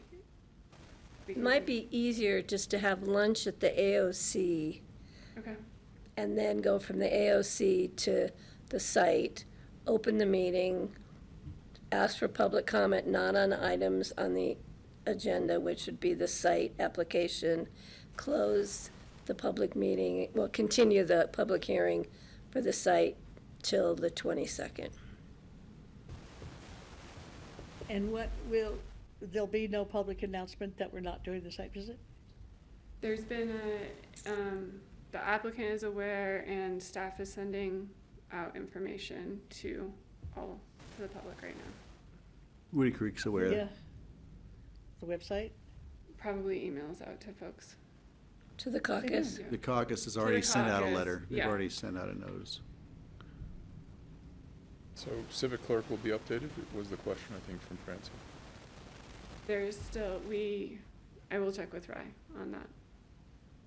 Because we still need to have the meeting, it's just a matter of, So actually, why don't we, because staff will have to go bring us lunch to the AOC or someplace. Could we just not go to Home Team and get something there to eat, which is right at the end of Owl Creek Road? Go to what? Home Team? Sure. It's a restaurant at the, Yeah, I know. Home Team. okay. Why don't we just go there and grab lunch? yeah, I'll chat with Amy and Lainey. If they've already got stuff, we can do something. Are they else. open? She hasn't ordered it yet. Okay. Hasn't there been much This is- construction there? Are they This open? is more Or about they had lunch really than something anything. happened? They were closed for, They had a fire in their smoker, but Something, that was yeah. like a year ago. no, this was Additional recent. open discussion? Sorry. As much as I'd Oh, like to wait, talk can we about. clarify what we're doing before we Barbecue? move on to the next topic? Oh, let's stay with barbecue. We're So- meeting at the AOC at 10 o'clock. We're carpooling from here at 9:30, anybody who's interested. The groundbreaking ceremony is at 10 o'clock at the AOC. Right, I know that. And then after that, we have to figure out what we're gonna do for lunch, either individually or as a group. And then we need 3 of us to be at the raceway at 1 o'clock. We'll ask Rye where we need to be and what kind of public comment we will be taking, clarify that. Then we continue the public hearing on the raceway application until the 22nd. So right now, we have to decide what we're doing for lunch?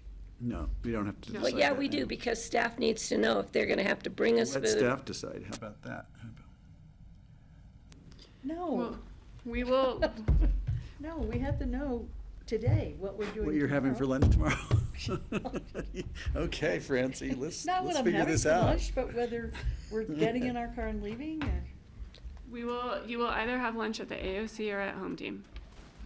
And we'll figure that out. That's good enough for me. Okay. You can send I us will to be Home fe- I Team or will to the be golf fed. course. Further up. I have a couple other before I lose. So, quick update. I think you all saw, but I just want to confirm we have canceled the EOTC meeting for next week.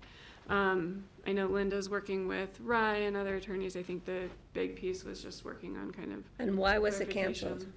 clarification. Ryan needed some time and we needed some time to get more information on those Wasn't for pieces. lack of quorum. Yeah, no, it wasn't for that. Yeah, And because it's usually lack of quorum. We all commit to the meetings, and 'cause I'm having surgery that Greg, afternoon. are you going to the thing tomorrow? Sure. And when I think Linda will be sending out a memo just with all the other EOTC updates to EOTC members. The other item is we are looking at the Redstone Bridge ribbon cutting. We are looking at July 31st. I think Amy checked in or looked at all of your schedules that we would be. That's a busy day. Oh, sorry. Never mind. I reread this. Let me reread this. Is that we are pushing the ribbon cutting. We will not be ready by July 31st. So, and so I apologize. But we were Andrew back in celebrating my here. birthday at the Redstone Inn. You're canceling my birthday? Great, I won't have to be older. So we're gonna get up with a couple more dates in August for the Redstone Okay. Bridge ribbon cutting. And then the last item I had is, I know some of you are looking at going to Mountain Town 2030 this October. If you can connect with me and Amy, that Tuesday work session is October 13th. That's the presentation of the budget. And so we need to make sure we've got a quorum that day because we need to introduce. So we can revisit as people are looking or travel after that piece of it. But I know that Mountain Town starts on that Tuesday. I need to. I may coordinate not on be those here pieces. that week of October.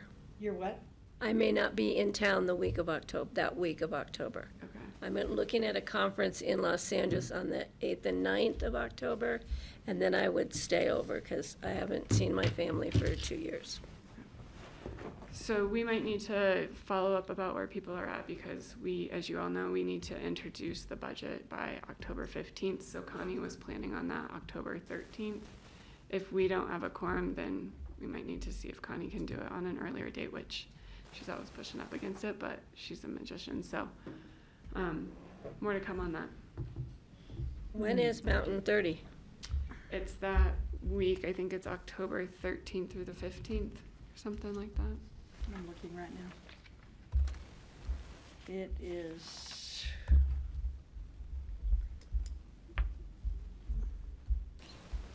A lot about it, but not the dates. Hang on.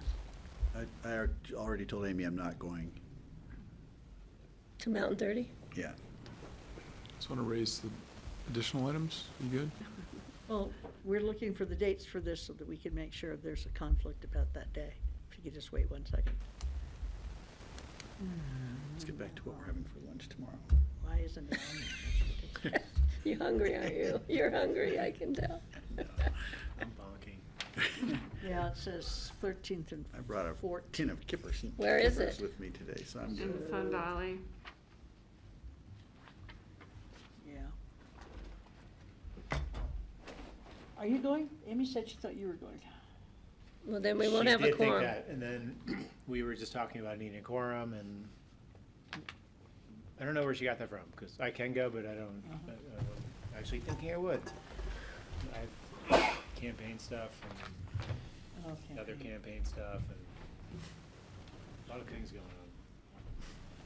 Let's just leave it at me. I think so. We're not presenting this year? Mm-mm.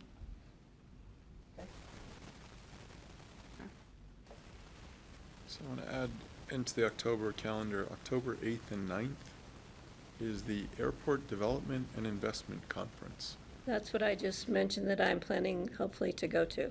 And I would like to see board and or staff at this conference. Which staff should go? Likely be out of finance, would be my guess. Have you seen the agenda for the conference? No, we haven't had a chance, so I think let us chat in our airport Staff team and meetings. or consultants? It's, get a sense. It's all funding related. It's And it's funding written related for to Pitkin airports. County. Yeah, it's just one of those, Pitkin has to be there. Bless you. So I'm just flagging it for the group calendar that That's at in least. LA when? It is the It's at JW the Marriott Marriott right LA, outside of October LAX. 8th and 9th. and I think it's actually free to attend as, If you're a public sector, the fee to attend the conference is $0. And it's a Thursday and ends Friday at 3:00 p.m. Interesting. so just the headline, Advancing Airport We should go. Infrastructure, Capital Partnerships and Delivery. Yeah, we can check and see which staff are looking at going. Is there anyone else from the board that would like to go? I'd consider Where is going, it? definitely. It's in So LA. I think we should share it with the board and see if two members of the board would like to go. LA, October 8th and 9th. Then I'm spreading my mother's ashes that next week. It's You'll multitasking. stay there, you'll stay on. Mhm. Can you share that with the board, or Amy should? Thank Yep. you. Yeah, it's, If enough of us go, we can look at the Aero direct. further open discussion outside of. Cheaper to fly us all in one private Well, jet than it would. discussion. Might be. Nice op-ed. Just your, That was a request from Greg, actually. Nice, and very quickly done, thank you. And Liz Stark did a good one on bats. Great. I There was saw also one on air quality and wildfire as well, so some more that. time. It's happening. Limelight Airport Town Hall in a couple hours. Is that something that should be attended, or? I guess I'll go. I RSVP'd. made sure it was noticed in case there were more than 3 of us there. Okay. I might go just to walk through. I'm Yeah. not planning to attend because I was it's gonna- gonna be a, We can walk over. now there's a fire I'll code go. issue with Yeah. capacity. Are you gonna go? I RSVP'd. I have something at the Institute shortly, and then I was gonna run over and be there, but it might be a little bit late. I just so- wanna be at the Rec Center by 6. Hold that on. Further open discussion, seeing Oh, sorry, I have none. one. No, you don't. This is on the good news front. So I did want to let you all know that we are going to be applying for a USDA CSA grant. So that grant did come back around. It's a little different than what we've done in the past. This is the senior CSA program. Which grant? The The USDA? USDA Senior CSA grant Oh, program. perfect. It's due on the 16th, so Ashley and Chad and our Sustainable Strategies group is working hard on it. In order to be competitive, it does require an expansion. So we're looking at not only the senior center, but we're looking at also doing some shares available in Redstone and Snowmass. And so the matching dollars would be $30,000 from the Human Services Fund. When we had this program in the past, it was $20,000. It was 50. Redstone and where else? Snowmass, Oh, in addition Snowmass. to the senior center. It'll be really competitive. They only award about 15, but we're gonna put that in, and I think we'll be pretty competitive in that. And so if we are awarded, that will all come back to you through the supplemental So process. I'm gonna suggest, looking at Jeffrey, since I had a brief contact with Sally Clark, who's the USDA person out of Denver. You spoke with her more specifically, so you want to give her a heads up that we're submitting it, because I think she encouraged us to do so. So I think it'd be worth your giving her a call. Once we And submit you were the it- last one that she talked to. Once we submit it, I think, like I said, it's due on the 16th. We can share the application with you, Jeffrey, so you can Yeah. talk to her about it. Was our previous cost? I thought it was 50,000 for that program a couple years ago. That is what we absorbed when we lost the USDA grant. When we had the USDA grant, we were matching at $20,000. Okay, got it. Thank you. And Chad's got some great information already put together that he had given me. At 5? 5:30. 5:30 at the limelight. Grassroots, going once, going twice. We are adjourned. Thank Great, you. thank Good you. job.